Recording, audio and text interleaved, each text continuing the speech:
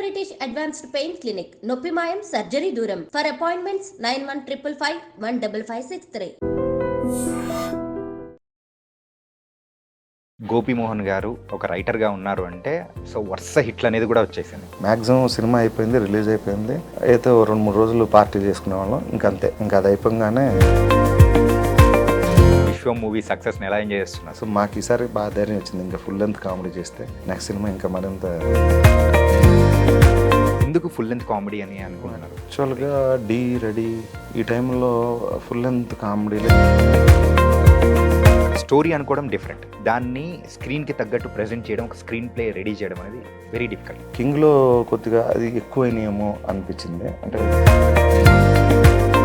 Jayasurya character ఎవరి దగ్గర నుంచి అంటే ఏ మ్యూజిక్ డైరెక్టర్ అని ఇన్స్పిరేషన్ తీసుకున్నారా ఏంటి? కాంటెంపరీగా మ్యూజిక్ డైరెక్టర్లు ఎలా ఉంటున్నారు, వాళ్ళ బాడీ లాంగ్వేజ్ ఏంటి అనేది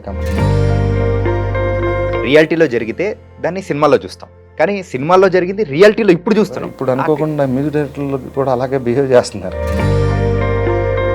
ఆ ట్రైన్ ఎపిసోడ్ అయితే నేను సుమారు 4-5 సార్లు స్పెషల్గా నేను శ్రీనివేట్ల గారిని అడిగాను.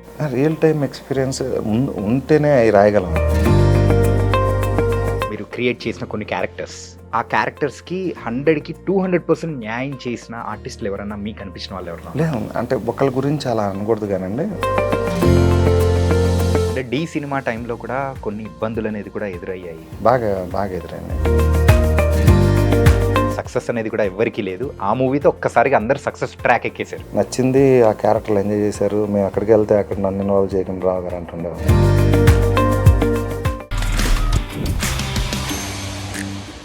Hi guys, welcome to iDream. నేను మీ చాణక్య. అండ్ ఈరోజు మన రియల్ టాక్ విత్ చాణక్యలో ఒక స్టార్ స్క్రీన్ ప్లే రైటర్ని కూడా మనం తీసుకొచ్చాము. ఆయన ఎవరో కాదు, మరి దూకుడు, బాద్షా, వెంకీ ఇలాంటి మూవీస్కి రైటర్గా వర్క్ చేసిన గోపీమోహన్ గారు. మరి గోపీమోహన్ గారితో మాట్లాడదాం. మరి ఆ టైంలో చేసిన మూవీస్ కానీ ప్రజెంట్ ఇప్పుడు చేస్తున్న మూవీస్ అన్ని, ఆయన జర్నీ మొత్తం ఆయన్ని అడిగి తెలుసుకుందాం. ఓకేనా? హాయ్ సార్, నమస్తే. హలో, ఎలా ఉన్నారు సార్? గుడ్ అండి. రీసెంట్గా రిలీజ్ అయిన విశ్వం మూవీ సక్సెస్ని ఎలా ఎంజాయ్ చేస్తున్నారు? సక్సెస్ బాగా ఎంజాయ్ చేసామండి. అన్నీ విజయవాడ వెళ్ళాము, వైజాగ్ వెళ్ళాము, తిరుపతి వెళ్ళాము, అన్ని థియేటర్స్ తిరిగి వచ్చి ఆడియన్స్లో కూర్చొని సినిమా చూసాం. తర్వాత ఇక్కడ మన హైదరాబాద్లో బ్రహ్మరాంబ థియేటర్ అయితే ఆల్మోస్ట్ ఎవ్రీ నైట్ వెళ్ళాము. ఓకే, చాలా భోషాన్ లాంటి థియేటర్. అక్కడ ఆడియన్స్ బాగా ఎంజాయ్ చేశారండి సినిమా, పర్టికులర్గా కామెడీ. సో మాకు ఈసారి బాగా ధైర్యం వచ్చింది, ఇంకా ఫుల్ లెంత్ కామెడీ చేస్తే నెక్స్ట్ సినిమా ఇంకా మరింత ఎనర్జీతో చేద్దామని. ఇప్పుడు ఆల్రెడీ ఒక లైన్ ఏదో సీను గారు మేము సెటప్ చేసుకున్నాం. ఆల్రెడీ నెక్స్ట్ దానికి అంటే కొత్త రైటర్ ఇంకొక ఆయన ఇస్తున్నారు. సో అది చాలా కొత్తగా ఉంటుంది.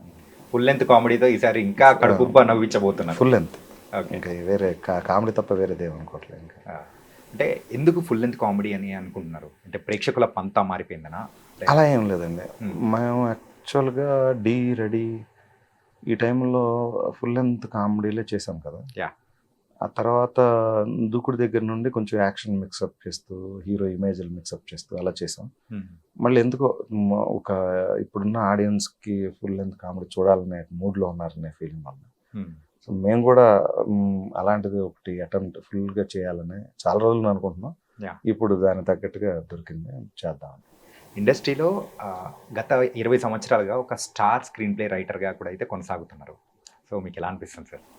అదేం లేదండి, అంటే స్టార్స్తో చేసినప్పుడు star screen play writer, stars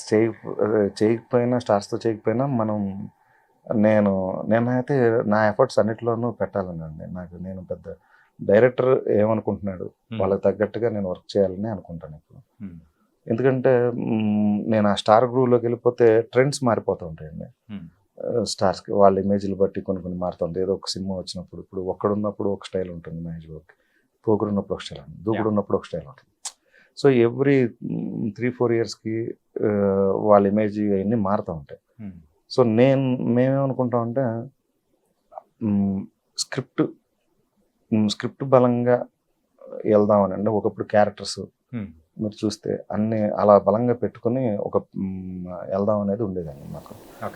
tight అంటే జనాలు ఎక్కడ డివేట్ అవ్వకూడదు, ప్రతి 5 నిమిషాలకు ఒక మంచి క్యారెక్టర్ ఎంటర్ అవుతూ మనల్ని ఎంటర్టైన్ చేస్తూ వెళ్ళాలి అనుకున్నాను. దాని తగ్గ కథ రాయటం అనేది చాలా కష్టమైన తీరండి. నేను దాదాపు ఒక్కొక్క దాంట్లో 30-40 క్యారెక్టర్లు ఉండేవి ఒకప్పుడు. మాకేంటంటే ఈయన ఒక స్క్రిప్ట్ అయిపోగానే మళ్ళీ నెక్స్ట్ స్క్రిప్ట్కి వెళ్తుంటే మళ్ళీ దాంట్లో మళ్ళీ క్యారెక్టర్లు క్రియేట్ చేయాలి. ఈసారి ఏం చేయాలి, ఈ ఛాలెంజ్ ఎక్కువగా ఉండదండి. అది అసలు మేము ఎలా పనిచేసాము 10-15 ఏళ్ళు ఇన్ని క్యారెక్టర్లు రాస్తూ అనేది. ఇప్పుడు మళ్ళీ ధూమ్ధామ్లో కూడా అలాగే నెంబర్ ఆఫ్ క్యారెక్టర్స్ ఎక్కువ అండి. దాదాపు 20 దాకా ఉంటాయి. టువర్డ్స్ ఇంటర్వెల్ బిఫోర్ నుండి ఎంటర్ అవుతాయి. ఇక అక్కడ నుండి క్లైమాక్స్ వరకు మొత్తం అన్ని నెంబర్ ఆఫ్ క్యారెక్టర్స్ని డీల్ చేస్తూ చేసాము. ఒక స్టోరీ అనుకోవడం డిఫరెంట్, కానీ దాన్ని స్క్రీన్కి తగ్గట్టు ప్రెజెంట్ చేయడం, ఒక స్క్రీన్ ప్లే రెడీ చేయడం అనేది వెరీ డిఫికల్ట్. అంటే ఆ క్యారెక్టర్స్ని సెట్ చేసుకోవడం కానీ, సో ఎక్కడ లో అవుతుంది, ఎక్కడ హై లేపాలని చెప్పేసి అన్నీ ఉంటుంది కదా సార్. ఇలా ఎక్కువ మంది క్యారెక్టర్స్ పెట్టుకున్నప్పుడు మీరు ఫస్ట్లో రాసేటప్పుడు ఎప్పుడైనా కానీ కన్ఫ్యూజన్ అయిపోయినది అట్లా ఏమన్నా? 1-2 ఉంటాయండి అలాగా. అంటే కింగ్లో కొద్దిగా అది ఎక్కువైనాయేమో అనిపించింది. అంటే అంతమందిని మరీ పెట్టి అంటే కొంచెం కథ డైల్యూట్ అయ్యే ఛాన్స్ ఉంటుంది కొన్నిసార్లు. అయితే వాళ్ళు రన్ చేస్తూ ఇంట్రెస్ట్ క్రియేట్ చేయాలనేది, అంటే ఆ క్యారెక్టర్లు పండుతూ కథ కూడా ఫ్లో ఎక్కడ డివేట్ అవ్వకూడదు, ట్రాక్ లాగా వెళ్ళకూడదు. కథలోని విత్ ఇన్ ది స్టోరీలోనే స్టోరీ కనెక్ట్ అవుతూ వెళ్తుంటేనే జనం ఎంజాయ్ చేస్తుంటారు. రెడీలో అది ఎక్కువ జరిగింది సెకండ్ హాఫ్లో. తర్వాత దూకుల్లో కూడా అది బాగా వర్కౌట్ అయింది. కింగ్ గురించి టాపిక్ వచ్చింది కాబట్టి కింగ్లో ప్రతి క్యారెక్టర్ కూడా ఒక్కొక్క స్పెషలైజేషన్ అనేది కూడా ఇచ్చారు. జయప్రకాష్ గారికి కానీ, అండ్ శ్రీహరి గారికి అయితే పర్టికులర్గా పెయింటింగ్ క్యారెక్టర్ కానీ, ఇంకొకటి జయసూర్య క్యారెక్టర్. సార్ ఈ జయసూర్య క్యారెక్టర్ ఎవరి దగ్గర నుంచి, అంటే ఏ మ్యూజిక్ డైరెక్టర్ అని ఇన్స్పిరేషన్ తీసుకున్నారా? లేదండి, యాక్చువల్గా అదే చాలా మంది అంటూ ఉంటారు. కానీ ముందు మేము అసలు కాంట్రవర్సీలకి దూరం అసలు ఫస్ట్. కాకపోతే కాంటెంపరీగా మ్యూజిక్ డైరెక్టర్లు ఎలా ఉంటున్నారు, వాళ్ళ బాడీ లాంగ్వేజ్ ఏంటి అనేది కంపల్సరీగా పెడతాం కదా. ఇప్పుడు మనం రైటర్సే అనుకోండి, రైటర్స్ ఎలా ఉంటారు అనేది ఒక ఐడియా ఉంటుంది కదా. ఒక కళ్ళ చూడండో లేకపోతే అలాంటి టోనే ఒక డైరెక్టర్ అంటే ఎలా ఉంటాడు, క్యాప్ పెట్టుకుంటాడు, ఆ స్టైల్లోనే మ్యూజిక్ డైరెక్టర్లకి ఒక ఆర్యం కావాలి. కాబట్టి అప్పుడు కాంటెంపరీగా ఉన్న వాళ్ళని కొంచెం ఆ డ్రెస్సింగ్, ఆ స్టైల్, అలాగే వాళ్ళు అప్పుడు షోస్ చేస్తూ ఉండేవాళ్ళు. ఆ షోస్లో వాళ్ళ బిహేవియర్ ఎలా ఉంటుంది, వాళ్ళు ఎలాగ అడ్డుపడతా ఉంటారు, అట్లనే దృష్టిలో పెట్టుకుని చేసాము. చక్రి గారిని అలా ఏం లేదు. చక్రి గారితో మేము దేనికైనా రెడీ అవన్నీ చేసాం. అలా ఏం లేదు. అది ఎందుకు అలా వచ్చింది పబ్లిసిటీ. అప్పుడు ఇప్పుడున్నంత మీడియా అప్పుడు లేదు కదండి. ఉన్న దాంట్లోనే దాన్నే ఎక్కువ ట్రోల్ చేసినట్టుగా అనిపించింది. బట్ నిజం కాదు. మేము ఆయన చాలా క్లోజ్ ఫ్రెండ్ అసలు ఇప్పుడు. కాకపోతే అదే ఆ హ్యాట్ పెట్టడం ఏదో అట్లా దాంట్లో ఏదో వచ్చింది. కానీ ఏంటంటే అది షోస్లలో ఇప్పుడు దాన్ని ఒక యూనిక్గా చేస్తున్నారు. ఎప్పుడైనా కానీ రియాలిటీలో జరిగితే దాన్ని సినిమాలో చూస్తాం, కానీ సినిమాల్లో జరిగింది రియాలిటీలో ఇప్పుడు చూస్తున్నాం. ఆ క్రియేషన్ అంతా మీదే సార్. అదేనండి, ఇప్పుడు అప్పుడేమో మేము అక్కడ చూసి ఇన్స్పైర్ అయ్యి రాసింది, దాన్ని మనం కొంచెం క్రియేట్ చేసి రాసింది ఉంటుంది కదా. ఇప్పుడు అనుకోకుండా మ్యూజిక్ డైరెక్టర్లు కూడా అలాగే బిహేవ్ చేస్తుంటే దాన్ని మళ్ళీ కింద మీమ్స్ లాగా పెడుతుంది చూస్తున్నాను నేను నెట్లో. అదే సీన్ గారు ఆ టైమింగ్ని బ్రహ్మాండంగా పండించారండి, ఎంటైర్ క్రియేటివ్ పోస్ట్. అంటే నేను ఫస్ట్ కింగ్కి కథ కంటే ముందు ఈ ఎపిసోడ్ చెప్పానండి. అంటే ఈ క్యారెక్టరైజేషన్ తోటి మొత్తం చెప్పాను. దాన్ని నేను ఎప్పుడు ఎలా ఉంటుందంటే సీను గారితో ఏదైనా చేసిన తర్వాత ఆయన దాన్ని ఎలా తీస్తారని నేను ఒక ప్రేక్షకుల్లాగా వెయిట్ చేస్తాను. ఎందుకంటే మనం చెప్పాం సరే, తర్వాత నేను కానీ కోనా గారు కానీ చెప్పిన తర్వాత మళ్ళీ ఆయన దాన్ని ఎలా తీసుకొస్తున్నాడు, మళ్ళీ ఆయన దాని ఫ్లేవర్ ఒకటి తీసుకొస్తాడు ఆయన. సో దానికోసం వెయిట్ చేస్తాం, చూసేవాళ్ళం. అలాగే ఆయనది ఒక యూనిక్ టైమింగ్ అండి కామెడీలో. మాకు బాగా సింక్ ఏంటంటే మేము అనుకున్న దాన్ని మేము ఎప్పుడు కూడా ఈయన ఇంకోలాగా తీశాడు అలాంటి ఫీలింగ్ ఎప్పుడు రాలే, బెటర్ చేశారు తప్ప. సో అందుకే ఆయనతో మాకు జర్నీ అంత బాగా సింక్ అయింది. దాని గురించి కూడా మాట్లాడుకున్నాం. అండ్ ఒకసారి కొంచెం ఫ్లాష్ బ్యాక్లోకి వెళ్తే, నువ్వు నేను సినిమాకి మీరు ఒక ఏడీగా వర్క్ చేశారు. ఆ జర్నీ అనేది ఎలా మొదలైంది సార్ ఇది తేజ గారితో? అంటే యాక్చువల్గా నేను అప్పటికి ఒక బి గోపాల్ గారి దగ్గర, ఎన్ శంకర్ గారి దగ్గర అసిస్టెంట్ డైరెక్టర్గా చేశాను. ఓకే. సో అప్పుడు కొత్త వరవడిలో చిత్రం అనే సినిమా స్టార్ట్ అయింది. ఆ సినిమాకి కూడా నేను ఆల్మోస్ట్ రెగ్యులర్గా అది 35 రోజులు షూటింగ్ అయితే 35 రోజులు వెళ్ళాను. అంటే ఆయన ఏడీగా వచ్చేసేయమని అడిగారు నన్ను. మాది ఇంకా షూటింగ్ కంప్లీట్ అవ్వాలి బి గోపాల్ గారిది. వాళ్ళు న్యూజిలాండ్కి వెళ్ళారు షూటింగ్ చేయడానికి. వాళ్ళు వెళ్ళొచ్చే లోపల ఈ సినిమా ఫినిష్ చేశారు ఆయన. అప్పుడు అంటే ఇక్కడేమో ఒక్కొక్క షాట్ తీయడానికి చాలా టైం పడుతుంది, పెద్ద సినిమా అప్పుడు. సో ఇది చిన్న సినిమాలో చాలా భలే కంఫర్టబుల్గా తీస్తున్నారు, నేర్చుకుంటానికి ఫాస్ట్గా నేర్చుకుంటానికి అవకాశం ఉంది అని చెప్పి అలా నువ్వు నేనుకి డైరెక్షన్ డిపార్ట్మెంట్లో ఫస్ట్ ఆయన ఉన్నారు. మాటల్లో కథలు డిస్కషన్స్ చేస్తున్నప్పుడు నువ్వు రైటర్గా డిస్కషన్స్కి వచ్చేసి అని చెప్పారు. కరెక్ట్గా నాకు తెలిసి ఒక 20 years బ్యాక్ దసరాకి, నువ్వు రేపు దసరా నుండి ఆఫీస్కి వచ్చేసి అన్నారు. అలా వెళ్ళి తేజ గారు అలా వెళ్ళి ఆయనతో ట్రావెల్ అయ్యాం. అక్కడ ఆడిషన్స్లో ఉండేవాడిని, మ్యూజిక్ సెట్టింగ్కి వెళ్ళేవాడిని ఆయనతో పాటు. అలా అన్ని శాఖల్లో ఆయనతో పాటు తిరుగుతూ అంటే అన్ని క్రాఫ్ట్స్ తెలుసుకుని ఒక డైరెక్టర్గా ఇంకా డైరెక్టర్ అవడానికి నేర్చుకోవడానికి ఇంకంతకంటే మంచిది ఉంది. పైగా తేజ గారు అంటే కెమెరామెన్ కింద నాకు చాలా ఇష్టం. ఓకే, ఆయన అంతకుముందు రామ్ గోపాలవరం గారి సినిమాలు చేసినప్పుడు. సో నేను ఈయన దగ్గర ఆ క్రాఫ్ట్ గురించి కూడా తెలుసుకోవచ్చు అనుకున్నాను, కానీ ఆయన దగ్గర స్క్రీన్ ప్లేకి సంబంధించిన మెలకులే ఎక్కువ తెలుసుకున్నాను ఆ సినిమా జరుగుతున్నప్పుడు. ఏది ఎక్కడ చెప్పాలి, ఏది ఎక్కడ చెప్పకూడదు, దాని మీద ఎక్కువ డిస్కస్ చేసాము. తీసింది మళ్ళీ చూసుకుని ఆడియన్స్ దగ్గరికి వెళ్ళి రియాక్షన్ 100 days ఆడింది అది. 100 days థియేటర్లకి ఏదో ఒక థియేటర్కి తిరుగుతూనే ఉన్నాం. నేను కంప్లీట్గా ఎంజాయ్ చేసిన మూవీస్లో నా క్యారియర్లో ఫస్ట్ నేను తర్వాత నా మొదటి రైటింగ్ సినిమా సంతోషం, తర్వాత అన్ని హిట్లు అయినా రెడీ సినిమాని నేను అది మొత్తం అది ఆడుతున్న రోజులు థియేటర్కి వెళ్ళడం, రెస్పాన్సులు చూడటం, ఎంజాయ్ చేయటం. తర్వాత మళ్ళీ దూకుడు ఆ టైంలో. ఆ తర్వాత లౌక్యం సినిమా. ఎందుకంటే లౌక్యం సినిమా అప్పుడు గోపీచంద్ మీద ఫస్ట్ టైం కామెడీ ట్రై చేస్తున్నాను. అంతకుముందు లక్ష్యం పనిచేశాను నేను, కానీ కథ అన్నీ బాగున్నాయి. మా స్టైల్ తీసుకొచ్చా. అంటే శ్రీధర్ సీపా అన్న కథ, అది కోనా గారు నేను పనిచేసాం.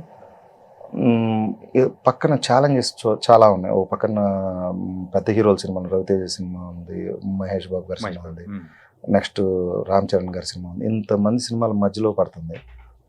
సో అందుకని అందరం చాలా, నేను కోనా గారు శ్రీధర్ సేప్ అని అందరం దాన్ని చాలా జాగ్రత్తగా వర్క్ చేసి, శ్రీధర్ అయితే అసలు మొత్తం సినిమా జరుగుతున్నంతసేపు షూటింగ్లో లొకేషన్లో కూడా ఉండేవాడు. ఉండే మొత్తానికి ఆ సినిమా ఫినిష్ చేసిన తర్వాత దాన్ని కూడా అలాగే ఎంజాయ్ చేసాం. అంటే థియేటర్స్ అన్నీ తిరిగి ఆల్మోస్ట్ 50 days వరకు. ఈ లౌక్యం మూవీలో ఒక క్యారెక్టర్, బ్రహ్మానందం గారి క్యారెక్టర్ పేరు సిప్పి అండ్ చంద్రమోహన్ గారి పేరు పప్పి. అదే ఈ క్యారెక్టర్స్ వాళ్ళ పేర్లు పెట్టేటప్పుడు వాళ్ళు ఎలా రియాక్ట్ అయ్యారు సార్? చాలా ఎంజాయ్ చేశారు. అంటే ఇద్దరు కొంచెం హైట్ కూడా సిమిలర్గా ఉంటారు. అవునా? ఓకే. యాక్చువల్గా చంద్రమోహన్ గారు చాలా కామెడీ సినిమాలు చేశారు. మీకంటే ఎర్లీ డేస్లో ఆయన నాకు తెలిసి 100 పైనే చేసుకుంటారు కామెడీ మూవీస్. అలాగే ఇక బ్రహ్మానందం గారి గురించి తెలిసిందే కదా. సో వాళ్ళిద్దరూ ఒకటే హైట్, బాగా మ్యాచ్ అయ్యి ఆయన కూడా ఎంజాయ్ చేశారు, చంద్రమోహన్ గారు కూడా. మాకు చంద్రమోహన్ గారు అంటే చాలా ఇష్టం. ఆయన అన్ని సినిమాల్లో, డి సినిమాలో హీరో ఫాదర్, రెడీ సినిమాలో, సో అన్ని సినిమాల్లోనూ మా దూకుల్లో అన్నిట్లో ఉన్నారు. అసలు ఆయనకంటూ ఒక సెపరేట్ క్యారెక్టర్ అనేది కూడా మేము బిల్డ్ చేస్తాం. అంటే ఆయన ఏదో ఒక క్యారెక్టర్ అయితే కంపల్సరీగా ఆయన గురించి చెప్పాము. ఆయన లేనిలో తెలుస్తూ ఉంటుంది మాకు. విషయంలో ఆయన ఉంటే విషయంలో కూడా పెట్టిండేవారు సార్ లేరు కాబట్టి. సార్ మీకు అండ్ శ్రీను వైట్ల గారి అనుబంధం అనేది స్పెషల్గా చెప్పాల్సిన అవసరం లేదు. ఇండస్ట్రీ అంతా ఎన్ని హిట్లు ఇచ్చారో అంతా బాగుంది. కాకపోతే మీరిద్దరి ఒక పరిచయం అనేది ఏ మూవీ నుంచి స్టార్ట్ అయింది? అంటే యాక్చువల్గా ఆయన ఫస్ట్ సినిమా చేస్తున్నాడు. ఒక సినిమా నేను ఇండస్ట్రీకి వచ్చాను ఇంజనీరింగ్ చదువుతూ. ఇంకా హైదరాబాద్లో ఎవరో ఫ్రెండ్స్ని కలుస్తూ ఇక్కడ ఏదో షూటింగ్ జరుగుతుంది అంటే ఫస్ట్ చూడటానికి వెళ్ళాను అనమాట షూటింగ్. ఇక్కడ రాజశేఖర్ హీరోగా, సాక్షి శివానంద్ హీరోయిన్గా ఒక సినిమా షూటింగ్ జరుగుతుంది. దాని డైరెక్టర్ శ్రీను వైట్ల గారు.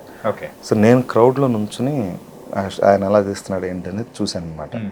చూసుకేసేపు 1 గంట జరిగింది, వెళ్ళిపోయారు ప్యాకప్ చేసుకుని. ఒక షూటింగ్ అంటే ఇలా ఉంటుందా అని. అప్పుడు సీను గారిని ఫస్ట్ టైం చూడటం, నేను పరిచయం లేదు. తర్వాత సునీల్ వీళ్ళతో నేను రూమ్మేట్గా ఉన్న టైంలో ఇలాగా సీను వైట్ల అని ఒక డైరెక్టర్ ఉన్నారు, ఆయన సినిమా ఏదో స్టార్ట్ చేస్తున్నాడు, అదే జరుగుతుంది రాజశేఖర్ది, నాకు పరిచయం ఉందంటే నేను మొన్న షూటింగ్ ఏదో చూశాను అంటే అక్కడ పలానా అపార్ట్మెంట్లో ఉంటారంటే వెళ్ళాను. కానీ 2-3 సార్లు అప్పుడు ఆయన ఎక్కడ బయట ఉండటం ఏదో జరిగింది. ఓకే. తర్వాత కొన్నాళ్ళకి మా ఆర్పి పట్నాయక్ తను మ్యూజిక్ చేశాడు నీకోసం అనే సినిమాకి. చేస్తే అక్కడికి తీసుకెళ్ళాడు నన్ను. తీసుకెళ్ళి ప్రివ్యూ తీసుకెళ్తే సినిమా చూశాను. నాకు బాగా నచ్చింది. నచ్చి ఆయన్ని చాలాసేపు చాలా బాగుంది సార్, చాలా మీ టేకింగ్ అంటే కొంచెం అనలైజ్గా మాట్లాడాను. మనతో ఆయన నచ్చి మనం కలుద్దాం అని ఆర్పి అన్నాడు. మంచి రైటింగ్ స్కిల్స్ కూడా ఉన్నాయండి, మీకు డిస్కషన్స్ కూడా ఉపయోగపడతాడు అంటే రేపు వచ్చేసేయండి మీరు ఇంటికి అన్నాడు. అలా నేను ఆయన రెగ్యులర్ కలవటం జరిగింది. ఒక సబ్జెక్ట్ కూడా వేసాం నాగార్జున గారి కోసం, నెక్స్ట్ చెప్దామని వేసాం. అది కూడా చాలా బాగా వచ్చింది సబ్జెక్ట్ కూడా. ఆ రోజుల్లో అంటే నాకు ఎలా నచ్చిందంటే ఆయన అంటే కాలేజ్ అయిపోయిన తర్వాత రీయూనియన్ మీద కాన్సెప్ట్, ఆ రోజుల్లోనే రీయూనియన్ మీద భలే కొత్తగా అనుకున్నాడు. అంటే ఇప్పుడు అనుకుంటాం ఓకే అనుకున్నారు, బాగుంది అంటే లైఫ్లో సెటిల్ అయిపోయి మళ్ళీ రీయూనియన్కి వచ్చి లవ్లో పట్టడం అనేది కాన్సెప్ట్ అనమాట. ఆ రోజుల్లో బాగుంటుంది అనుకుని మేము ఇద్దరం ఎగ్జైటింగ్గా చేసాం. అది ఎందుకు వర్కౌట్ అవ్వలేదు. అది అంటే వర్కౌట్ అవ్వకపోవటం అంటే అది ఆ టైం. తర్వాత ఇంకా కొన్నాళ్ళు ఇక నాకు అవకాశాలు వస్తూ ఉన్నాయి. నేను ఎక్కడో అసిస్టెంట్ డైరెక్టర్కి వెళ్తూ ఉన్నాను, ఆయన సినిమా డైరెక్షన్ కోసం తిరుగుతూ ఉన్నారు. అలా ఒక 2-3 ఏళ్ళ తర్వాత ఆనందం సినిమా హిట్ టైంలో మళ్ళీ కలిసాం 1-2 సార్లు. అలా సొంతం అప్పుడు అలా కలుస్తూ ఉండేవాళ్ళం, కానీ పని చేద్దామనే టోన్లో అప్పుడు ఆయన వేరే టీములతో వెళ్తూ ఉన్నారు. సార్ ఇది సాక్షి శివానంద్ గారు అండ్ అలాగే మన రాజశేఖర్ గారు, సో వీళ్ళిద్దరు మూవీ ఆగిపోయింది. ఓకే, మెటీరియలైజ్ అయితే అవ్వలేదు. అంటే షూటింగ్ కొంత జరిగేదో ఆగిపోయింది. ఫస్ట్ సినిమా అయింది నీకోసం. తర్వాత వెంకీ సినిమాకి ఒకరోజు మా కామన్ ఫ్రెండ్స్ 14 Mills వాళ్ళ ఆఫీస్లో వాళ్ళు అప్పటికే ఒక ఆఫీస్ ఇస్తుండేవాళ్ళు అనమాట. అక్కడికి ఆయన వస్తూ ఉండేవారు, నేను అక్కడికి వెళ్తూ ఉన్నాను. అక్కడికి కలుస్తూ ఒకరోజు వెంకీ కథ చెప్పారు. చెప్తే దీనికి నువ్వు కూడా పనిచేస్తే బాగుంటుందని అలాగా అక్కడ నుండి కంటిన్యూస్గా జర్నీ. అని ఆ మూవీలో ఉన్న సీన్స్ అయితే ఇప్పటికీ మీమ్స్లో ఎన్ని తిరుగుతుంటాయంటే, ఆ ట్రైన్ ఎపిసోడ్ అయితే నేను సుమారు 4-5 సార్లు స్పెషల్గా నేను శ్రీనివేట్ల గారిని అడిగాను ఆ సందర్భం ఎలా వచ్చింది అండ్ దానికి ఏమన్నా రియల్ టైం ఎక్స్పీరియన్స్ ఏమన్నా ఉన్నాయా? రియల్ టైం ఎక్స్పీరియన్స్ ఉంటేనే అవి రాయగలం అండి. అంటే ఇప్పుడు ఆయన ఎర్లీ ఏజ్లో మద్రాసు వెళ్ళిపోయారు. సో వాళ్ళ ఊరు కాకినాడ నుండి చెన్నై వెళ్తున్నప్పుడల్లా ఆయనకి ట్రైన్ ఎక్స్పీరియన్సెస్ ఉన్నాయి. మేము ఇంజనీరింగ్ చదువుకుంటానికి ట్రైన్లోనే వెళ్తూ ఉండేవాళ్ళం. అంటే సంవత్సరానికి 3 సార్లనే అటు ఇటు జర్నీ ఉండేది.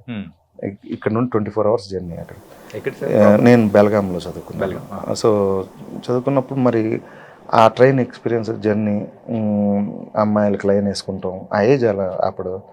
సో ఈ ఎక్స్పీరియన్స్లన్నీ ఆయన తర్వాత కోనా గారి అందరం మిక్స్డ్గా ట్రైన్ ట్రాక్ చేసామండి. ఆయన అక్కడికి వెళ్ళిన తర్వాత ఈ సెట్కి వెళ్ళిన తర్వాత అంటే ఆ రోజుల్లో ఏంటంటే బౌండ్ స్క్రిప్ట్తో వెళ్ళాలి అనే రూల్ పక్కన పెట్టి ఇంప్రూవైజేషన్ ఎక్కువ చేస్తుండేవారు సినిమా. అంటే ఐడియా అంతా పక్కగా పెట్టుకుంటారు, మేము అనుకున్న ఐడియాలు అన్నీ ఉంటాయి యాస్టీస్గా. అక్కడికి వెళ్ళిన తర్వాత డైలాగ్ ఇంప్రూవైజేషన్స్ అల్లి అంటే దానివల్ల ఏంటంటే టైమింగ్ చాలా న్యాచురల్గా ఉండేది, బుక్కిష్గా ఉండేది కాదు. ఆయన రవితేజ గారు నువ్వు ఎలా చేస్తావు, లేకపోతే ఏవిఎస్ గారు మీరు ఈ టైమింగ్లో రండి, నువ్వు అలా 4 పెట్టండి, ఆ పెర్ఫార్మెన్స్లు చేయించుకుంటాం అనేది ఆయన చాలా బాగా చేయించుకున్నారు. అలాగే ఇలకత్ మఫ్లియా అనేది అక్కడ ఇంప్రూవైజ్ అయిందండి. ఆయన వేణుమాధవ్ గారిని ఏదో తబలా పెట్టుకుని వాయిస్తుంటే ఏంటిది గమ్మత్తుగా ఉందండి, అసలు టీసీకి అక్కడ తబలా ఎందుకుందని లాజిక్ పక్కన పెట్టేస్తే అది ఆ ఎపిసోడ్ని అలా బాగుందని చెప్పి అది అది భయంకరంగా పండింది చాలా. సో అలా అంటే cinema is a collaborative work అండి. ఆర్టిస్టుల దగ్గర నుండి తీసుకుంటారు, అలాగే డైరెక్టర్ ఇంటెలిజెన్స్ ఉంటుంది, వాళ్ళ తెలివితేటలు ఉంటాయి, తర్వాత రైటర్స్ ఫీడ్బ్యాక్ ఉంటుంది, ఎడిటింగ్లో టైమింగ్ సెట్ చేసుకుంటాం, కొన్ని ఇంప్రూవైజేషన్ ఈ డబ్బింగ్లో యాడ్ చేస్తాం. మీరు ఆ టైమింగ్ అంతా డైలాగులు అక్కడ ఏదో ఫ్లోలో చెప్పేసిన మళ్ళీ దాన్ని ఇక్కడికి వచ్చి దాన్ని సెట్ చేసి ప్రాపర్గా ఆయన అలాంటివి ఎక్కువ చేశారు శ్రీను గారు దాంట్లో. అందుకనే అల్లరి కనపడుతూ ఉంటుంది మీకు సినిమా అంతా. మేము ఒక 60-70% మనం రాస్తే దాన్ని మళ్ళీ అక్కడ అల్లరి ఇంప్రూవైజేషన్స్ అవన్నీ యాడ్ అయ్యి ఆ బ్యూటీ వచ్చింది. అందుకే అంత న్యాచురల్గా వచ్చేసి న్యాచురల్గా ఉంది. ఒకప్పుడు మీరు అంటే గోపీమోహన్ గారు ఒక రైటర్గా ఉన్నారు అంటే సో వరుస హిట్లు అనేది కూడా వచ్చేసింది. సో దాన్ని అప్పుడు ఎలా ఎంజాయ్ చేశారు మీరు? అసలు యాక్చువల్గా చెప్పాలంటేనండి సినిమా ఆఫ్టర్ సినిమా చేసుకుంటూ వెళ్ళిపోయేవాళ్ళం. మ్యాక్సిమం సినిమా అయిపోయింది, రిలీజ్ అయిపోయింది, అయితే 2-3 రోజులు పార్టీ చేసుకునేవాళ్ళం, ఇంకంతే. ఇంకా అది అయిపోగానే మళ్ళీ నెక్స్ట్ సినిమా కదా. ఈరోజు కూడా పరిస్థితి ఏంటంటే మీ దగ్గరకు వచ్చే ముందు సీన్ గారు ఆ లైన్ గురించి కొంచెం ఆలోచించండి, దాని గురించి థింక్ చేయండి, ఇంకా అయిపోయింది. ఒక 1 or 2 వీక్స్ ఆ సినిమాకి సంబంధించింది ఏదో చూస్తాము, ఇంకా తర్వాత మళ్ళీ నెక్స్ట్ సినిమా వాళ్ళ అంటే రిజల్ట్ గురించి నేను ఎప్పుడు పెద్ద వరీ అవునండి. అంటే మనం మనసు పెట్టి చేసామా లేదా, చేసిన తర్వాత ఆడియన్స్ దగ్గరికి వెళ్ళి రియాక్షన్స్ కరెక్ట్గా వస్తున్నాయా, మనం ఎక్స్పెక్ట్ చేసిన దగ్గరే అవన్నీ పండుతున్నాయా లేవా, ఆ క్యారెక్టర్లో వాళ్ళు వచ్చినప్పుడు ఎంతమంది నవ్వుతున్నారా లేదా, ఇవి మాత్రం చెక్ చేసుకుంటాం. అంటే ఇది మనం అంత అనుకున్నాం పండలేదేంటి అనేది ఎప్పుడైనా చూస్తే ఈ స్టైల్ ఆఫ్ అటెంప్ట్ చేయొద్దు, ఈ స్టైల్ ఆఫ్ వెళ్ళొద్దు, అలా కూడా ఉన్నాయి 1-2 సార్లు. అంటే థియేటర్కి వెళ్తేనే కానీ మనకు తెలియదు. అందుకేనేమో సార్ మీరైతే ప్రతి మూవీకి ప్రతిసారి థియేటర్స్కి వెళ్ళి జనాల రియాక్షన్ అనేది కూడా తెలిసే. కానీ అసలు బ్రహ్మరాంబాకి వెళ్ళినప్పుడు మొన్న కూర్చొని అంటే మేము ఎక్స్పెక్ట్ చేయని కూడా కొన్నిటికి నవ్వులు వస్తూ ఉంటాయి. ఓహో ఇట్లా దీనికి కూడా ఎంజాయ్ చేస్తున్నారా. సో కొన్ని పండనప్పుడు మనం ఎక్కువ ఫీల్ అయ్యాం, అంత పంచి రాలేదేంటి అనేటప్పుడు ఈ స్టైల్ వెళ్ళొద్దులే అనేది అది మాకు తెలుస్తుంది టెక్నికల్గా. ఇంకా మేమేమనుకున్నాం అది ఎంతవరకు పండింది అనేది. మీరు రాస్తున్న కథలలో మీరు క్రియేట్ చేసిన కొన్ని క్యారెక్టర్స్, సో ఆ క్యారెక్టర్స్కి 100కి 200% న్యాయం చేసిన ఆర్టిస్టులు ఎవరన్నా మీకు అనిపించిన వాళ్ళు ఎవరన్నా? లేదు, అంటే ఒకళ్ళ గురించి అలా అనకూడదు కానండి. ఎంఎస్ నారాయణ గారు మేము క్యారెక్టర్ అనుకున్న తర్వాత ఆయన దాన్ని ఇంప్రొవేషన్లో కూడా చాలా బాగా చేశారు. అలాగే బ్రహ్మానందం గారు నన్ను ఇన్వాల్వ్ చేయకుండా రావు గారు కానీ అది డీలో, తర్వాత ఈవెన్ వెంకీలో గజాల క్యారెక్టర్, తర్వాత రెడీలో మెక్డోవల్ మూర్తి, కింగ్లో జయసూర్య. ఇప్పుడు ఆయన అన్నీ పండించారు. అలాగే జయప్రకాష్ రెడ్డి మేము ఎలా ఆలోచించాం వాళ్ళ బలాన్ని బట్టి రాసేవాళ్ళం, దానికి తగ్గట్టుగా ఆయన కూడా అలాగే చేయించేవారు ఇంప్రొవైజేషన్ అంతా. జయప్రకాష్ రెడ్డి గారిది ఎంటైర్లీ డిఫరెంట్ టైమింగ్, అలాగే జూనియర్ భరత్ది ఎంటైర్లీ డిఫరెంట్ టైమింగ్. దీనిది కొంచెం తమిళ్ స్లాంగ్తో ఉంటుంది. భరత్ జూనియర్ భరత్ నాకు ఆకోకే కావాలి అని వెంకీలో అంటాడు. తర్వాత డీలో కూడా మణిరత్నం క్యారెక్టర్. సో అలా ఎవరి బలాలను బట్టి వాళ్ళు, ఈవెన్ లేడీ ఆర్టిస్టులకు కూడా సురేఖవాణి గారికి రెడీలో, అలాగే ప్రగతి గారికి దూకుడులోను, మొన్న విశ్వంలో, బాద్షాలో. సో అలా ఆర్టిస్ట్ అనేవాళ్ళు వాళ్ళ బలం ఏంటి, వాళ్ళలో హ్యూమర్ ఉందా లేదా, వాళ్ళు చేయగలుగుతున్నారా లేదా, ఇవన్నీ చూసి వాళ్ళ టైమింగ్, వాళ్ళ స్లాంగ్, వీటన్నిటిని బట్టి మేము ప్లాన్ చేసేవాళ్ళం. ఓకే. అంటే డీ సినిమా టైంలో కూడా కొన్ని ఇబ్బందులు అనేది కూడా ఎదురయ్యాయి. బాగా ఎదురైనాయి. ఏమి ఇబ్బంది అంటే ఇబ్బందులు అంటే ఏముందండి, సినిమా ఫస్ట్ ఆగిపోయింది సగం సినిమా. ప్రొడ్యూసర్ సినిమా ఫెయిల్ అయింది దాని ముందు. తర్వాత హీరో సినిమాలో 1-2 ఆడలేదు. తర్వాత డైరెక్టర్ గారిది అందరవాడు కొంచెం డిసప్పాయింట్ అయింది. సో ఈ టైప్లో ఉండగా అక్కడ ఒక జెనీలియాకి ఎక్కువ సక్సెస్ లేవు అప్పుడు. ఓన్లీ అప్పుడు ఉన్నది శ్రీహరి గారికి, నువ్వు వస్తానంటే నేను వద్దంటానా సినిమా. తర్వాత నెమ్మదిగా సీను గారు కొంచెం దాన్ని కంప్లీట్ చేశారు. ఆయనకు అప్పుడు వేరే ఎక్కడ నుండి డబ్బు వచ్చింది, దాంతో మిగతా షూటింగ్ ఫినిష్ చేశారు. ఇంకా ముందు కాపీ చూసుకున్నాం, సినిమా చూసి ఆయనకి అది ఇష్టం అనమాట, సినిమా పూర్తి చేసి చూసుకోవాలి, ఎందుకంటే ఇంత కష్టపడి వర్క్ చేసాం అని చెప్పి. చేసిన తర్వాత నిజంగా నేను ప్రివ్యూలు ఒక 100 ప్రివ్యూలు వేసినా 100 ప్రివ్యూలకి వెళ్తూ ఉండేవాడిని. ఏది వెళ్ళి చూస్తే ఎవరన్నా కొంటారేమో అనేది. అందరూ బాగుందనేవారు, ఎంజాయ్ చేస్తుండేవారు. కానీ అలా చాలామంది హెల్ప్ చేసి దాన్ని ఓవరాల్గా దాన్ని బయటపడేశారు. ఓకే. అదే బయటకు వచ్చిన తర్వాత అది చాలా పెద్ద మా అందరికీ బ్రేక్ అయింది. అప్పుడే మీరు అన్నారు కదా ఏంటంటే సక్సెస్ అనేది కూడా ఎవరికి లేదు, ఆ మూవీతో ఒక్కసారిగా అందరు సక్సెస్ ట్రాక్ ఎక్కేశారు. అది అంటే ఎవరికాళ్ళు ప్రూవ్ చేసుకోవాలనే ఒక ఇది ఉండేదండి. అది మన టాలెంట్ బయటకు రావాలి అనే ఇది ఉండేది. అది అలా అందరం అంటే మేము చాలా కాన్ఫిడెంట్గా ఉండేవాళ్ళం జనాలకు నచ్చుతుందని. అది అంత నిజంగా రిలీజ్ అయిన తర్వాత అంత బాగా నచ్చింది జనాలకి. నచ్చింది, ఆ క్యారెక్టర్లు ఎంజాయ్ చేశారు. మేము అక్కడికి వెళ్తే అక్కడ నన్ను ఇన్వాల్వ్ చేయకుండా రావు గారు అంటున్నారు. అది బాగా ఎంజాయ్ చేసాం. ఏంటంటే సరదాగా మనం ఇంట్లలో ఎలా మాట్లాడుకుంటామో కొంతమంది ఫ్రెండ్స్ మధ్యలో ఉండేది అవే తీసుకొచ్చి యాజ్ ఇట్ ఈస్ గా ఇంప్రూవైజ్ చేసేసి వదిలేశారు. అవును, ఇప్పుడు వాడుడు పదంగా అయిపోయింది అందరికి. ఇప్పుడు నెక్స్ట్ చేసే దాంట్లో కూడా అలా చేయాలండి. ఓకే, ఇప్పుడు అంటే క్యాజువల్గా క్యారెక్టర్స్ కూడా న్యాచురల్గా ఉండేటట్టుగా, అంటే సినిమాటిక్నెస్ని కొంచెం తగ్గిద్దాం, ఆ ఫ్లేవర్ లేకుండా. ఇప్పుడు అవి ఇష్టపడుతున్నారు కదా. అంటే అంతకు ముందు చేసిన వాటికి ఇప్పుడు దాకా మీమ్స్లా రన్ అవటానికి కారణం అదేనండి. ఆ న్యాచురల్గా ఉండటం వల్లే వాళ్ళకి ఆ డ్రెస్సింగ్ల దగ్గర నుండి అన్నీ చాలా న్యాచురల్. మనం రోజు ఇలాంటి క్యారెక్టర్ చూస్తాం అనేది ఉంటుందండి. మనం ట్రైన్స్లో వెళ్ళేటప్పుడు జనరల్గా చూస్తాం గజాల క్యారెక్టర్స్, వాళ్ళు అనవసరంగా ఏదో కామెంట్లు చేయటం ఇలాంటివన్నీ. సో అవే పండినాయండి బాగా. ఇప్పుడు వాళ్ళు కూడా ఐడెంటిఫై చేసుకుంటూ ఉంటారు. కానీ వండర్ఫుల్ క్యారెక్టర్స్ మీరు క్రియేట్ చేసిన క్యారెక్టర్స్ ఇట్లా వేళ్ళ మీద లెక్క పెట్టుకుంటూ ఉంటే ఎన్నో ఉన్నాయి. అవునండి. ఇలా క్రియేట్ చేసిన క్యారెక్టర్స్లో మీకు బాగా ఫస్ట్ ర్యాంక్ ఇవ్వాలంటే దేనికి ఇస్తారు? అలా ఒక ఫ్రాంక్గా చెప్పాలంటే అంటే అన్నీ నచ్చుతాయి కదండి, అలా ఒకటి రెండింటికి ఇవ్వలేం. కానీ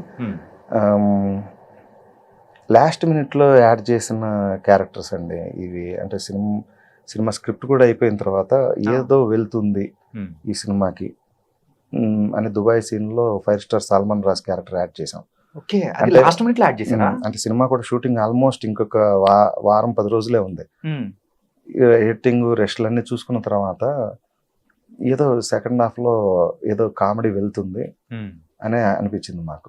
అక్కడ అప్పుడు టువార్డ్స్ క్లైమాక్స్కి ఇంకా రాస్తున్నాం. సో అప్పుడు ఈ క్యారెక్టర్ పుట్టి అది వాళ్ళు కూడా ఆ టైంలో అంటే సీను గారు కానీ వాళ్ళందరూ యాక్సెప్ట్ చేసి, అంటే ఆయన కామెడీ ఇష్టపడతారు కాబట్టి ఈ క్యారెక్టర్ ఇప్పుడు ఎందుకు అనే టైప్లో అనుకున్నా అది యాక్సెప్ట్ చేశారు. దానికే బాగా పేరు వచ్చింది మాకు చాలా ఆ సినిమాలో. ఇప్పటికే ఏదైనా కొన్ని మీమ్స్ వైస్ కూడా చూస్తూ ఉంటే అది వేస్తూ ఉంటారు. అవును, అది బాగా ఎంజాయ్ చేసామండి. అంటే అది లాస్ట్ మినిట్, అంటే ప్రీ ప్లాన్డ్ అయితే లాస్ట్ మినిట్లో చేసింది కూడా అంత పండేటప్పటికి దాని మీద ఒక మమకారం ఉంటుంది కదా. అలాగే దూకుడు కూడా స్క్రిప్ట్ అంతా అయిపోయింది. ఆల్మోస్ట్ 2.5 hours పైన స్క్రిప్ట్ రెడీ అయిపోయింది. అయిపోయిన తర్వాత కూడా ఇలాగే సిమిలర్గా ఎంఎస్ గారు ఒకరోజు మాకు అందరూ ఉన్నారు, నేను లేను ఈ సినిమాలో అన్న టైప్లో సీను గారితో మాట్లాడితే, లేదు దీంట్లో లేదు, నెక్స్ట్ దాంట్లో లేదు, ఒక సీన్ ఉన్నా చేస్తానన్న స్టైల్లో అంటున్నారు. సరే అదొకటి ఉంది మైండ్లో వెనకాల. ఈ లోపల మాకు ఎక్కడో వెళ్ళినప్పుడు మీ సినిమాలో సెకండ్ హాఫ్లో క్యారెక్టర్ స్పెషల్గా వస్తుంది, రెడీలో బ్రహ్మానందం ఇలాగే వచ్చి సినిమాని సడన్గా హై తీసుకెళ్తుంది, ఆ వచ్చిన అక్కడ నుండి అని అంటే, ఇలా దీంట్లో కూడా ఏదైనా ఉందా అని అడుగుతాను. నా మైండ్లో అది ఏదో ఎక్స్పెక్టేషన్ ఉన్నట్టుంది. ఇప్పుడు కథ ఏమో అయిపోయింది మొత్తం, ఇప్పుడు ఏం చేయాలనుకుంటూ సరే నేను బ్యాక్ ఆఫ్ ది మైండ్ ఏదో ఆలోచిస్తూ ఒకరోజు వెళ్ళి సీను గారికి, సార్ ఇలా ఒక చిన్న క్యారెక్టరేషన్ వచ్చింది, ఇది ఒకసారి వినండి అని అంటే, ఆల్రెడీ అది కొంచెం సినిమాల్లో ట్రై చేసుకునే క్యారెక్టర్. అంటే ఆల్రెడీ ఇతను కూడా సిమిలర్ ఇంట్రెస్ట్ కదా, ఫస్ట్ హాఫ్లో రియాలిటీ షోకి బ్రహ్మానందం ట్రై చేసుకునేది, అన్నీ సిమిలర్గా ఉంటాయేమో అన్న ఫస్ట్ ఆ డౌట్ వ్యక్తపరిచారు. కానీ ఆయనకి ఎందుకు నచ్చింది. ఆ తర్వాత ఈ షోరీల్ కాన్సెప్ట్లు ఇవన్నీ వచ్చిన తర్వాత మహేష్ బాబు గారికి చెప్తే ఆయన కూడా ఎంజాయ్ చేశారు. ఇంకా తర్వాత బాగుంటుంది, పండుతుందిలే, ఇది పెట్టేద్దాం అని చెప్పి షూటింగ్ చేసిన డేస్ తక్కువ ఆయనతో, కానీ ఆ క్యారెక్టర్ బ్రహ్మాండంగా వెళ్ళిపోయి అసలు నేనంటే అప్పుడు ఇద్దరిది అలా సిమిలారిటీకి మేము క్లైమాక్స్లో పెట్టాం. అది విలన్స్ అందరూ కొట్టుకుని, విలన్ హీరో కొట్టుకునే టైంలో వాళ్ళిద్దరూ దగ్గరికి వెళ్ళి మాట్లాడుకుంటారు కదా. నేనంటే బిలీవ్ చేశారంటే ఒక అర్థం ఉంది, నువ్వు కళ్ళ కింద క్యారీ బ్యాగ్ ఎలా బిలీవ్ చేశారంటే గ్రాఫిక్స్లు తీసేస్తారు కాదు. మన మహేష్ బాబు గారు సో ఆ క్యారెక్టరైజేషన్, సో ఇంతమందిని బక్రా చేసేసి విలన్ని రీచ్ అవ్వడము, సో అది చాలా యూనిక్ పాయింట్ ఉంది. ఏంటంటే తెలుగు ఇండస్ట్రీలో మీరు ప్రిపేర్ చేయకముందు సో ప్రీవియస్ మూవీస్లో ఈ టైప్ ఆఫ్ క్యారెక్టరైజేషన్ కానీ ఈ టైప్ ఆఫ్ స్క్రీన్ ప్లే అనేది లేదు. మిమ్మల్ని చూసి ఇప్పుడు ఫాలో అయిపోతున్నారు చాలా. అదే అంటే ఇప్పుడు అదే ప్రాబ్లం మాకు ఏంటంటేనండి, మేము ఎక్కువ రిపీట్ చేసిన దానికంటే మా ఇమిటేట్ చేస్తూ రిపీట్ చేసిన వాటి వల్ల ఇదంతా ఒక స్టైల్ ఆఫ్ మూవీస్ కదా అది కూడా వచ్చేసి మనం ఏదన్నా కొత్తగా ఇంకోటి రాద్దామని అంటే ఆ లోడ్ ఎక్కువైపోయి ఇలాంటి ఒక 20-30 సినిమాలు వచ్చేటప్పటికి రెడీ లాంటి స్క్రిప్ట్ తర్వాత మేము ఎప్పుడు చేయలేదు, కానీ రెడీని ఇమిటేట్ చేస్తూ ఒక 20-30 సినిమాలు వచ్చేసినాయి. వచ్చేసి అదే కల్చరు, అదే టైపు ప్లేలు, అయ్యే ప్లేలు ఇక మేము చేయడానికే లేకుండా పోయిందండి. అందరూ తర్వాత అంటుండ్రు మీ టైప్ అంటే మా టైప్ మేము చేసింది ఒకటే. అదే క్లాసిక్ చేశారు, ఆ క్లాసిక్ ని చూసి మిగతా వాళ్ళందరూ కూడా చేసేసారు. మేము ఒకటి ఉండేదండి అప్పట్లో, అందరూ అంటే క్యారెక్టర్స్ అన్నిటిని ఒక చోటకి తీసుకురావటము, లేకపోతే అక్కడ ఏదన్నా వాళ్ళ మధ్యన కామెడీ ఇంటరాక్షన్ కావాలి అంటే ఒక ప్లే. సో రెడీలోనేమో ఒక పెళ్ళని థీమ్ పెట్టుకున్నాం, కింగ్లోనేమో ఒక ప్యాలెస్లో ఆ ప్లే పెట్టుకున్నాం అనమాట. సో అలాగా దూకుడులో వచ్చేటప్పటికి వీళ్ళని ఎంఎస్ నారాయణ వీళ్ళ విలన్స్ దగ్గర పెట్టుకున్నాం. అంటే అలా ఇంటరాక్షన్ ఉంటేనే జనాలకి, అంటే నెంబర్ ఆఫ్ క్యారెక్టర్స్ వచ్చినప్పుడే మనకు ఆ ఇంటరాక్షన్ ఉంటుంది, అక్కడ ఎంటర్టైన్మెంట్ వస్తుంది. సో ఇప్పుడు ఆ స్టైల్ వెళ్ళట్లేదండి. ఇప్పుడు దీంట్లోనేమో డెస్టినేషన్ వెడ్డింగ్ లాగా పెట్టాం ధూమ్ధామ్. ఇక్కడ క్యారెక్టర్లు అన్నీ ఆ డెస్టినేషన్ వెడ్డింగ్ వచ్చినప్పుడు జరిగేది, అంటే ఒకేసారి అందరూ ఉండరు, అక్కడ ఏం జరిగింది, ఆ పెళ్లి కొడుకు పక్కన ఏం జరుగుతుంది అనే టైప్లో మీరు ఎంజాయ్ చేస్తారు. సార్ D2 వస్తుందని చెప్పేసి ఆ రోజుల నుంచి మేము వింటూ ఉన్నాం. సో అది వస్తుంది అని చెప్పేసి అలా వస్తూనే ఉంది తప్ప ఇంకా మెటీరియలైజ్ అవ్వలేదు. అలా కదండి, మేము వర్క్ చేసాం. ఓకే, ఆల్మోస్ట్ స్క్రిప్ట్ కూడా అయిపోయింది, కరోనా వచ్చింది. ఓకే, ఇంకా టైం తర్వాత ఇంకా అన్ని సినిమా షూటింగ్ లేకపోయినాయి కదా. ఇక ఆ తర్వాత వాళ్ళ ప్లానింగ్స్ వేరే ప్లానింగ్స్లో ఉన్నారు, మేమేమో అప్పటికి ఇది గోపిచంద్ సినిమా కమిట్ అయ్యాము.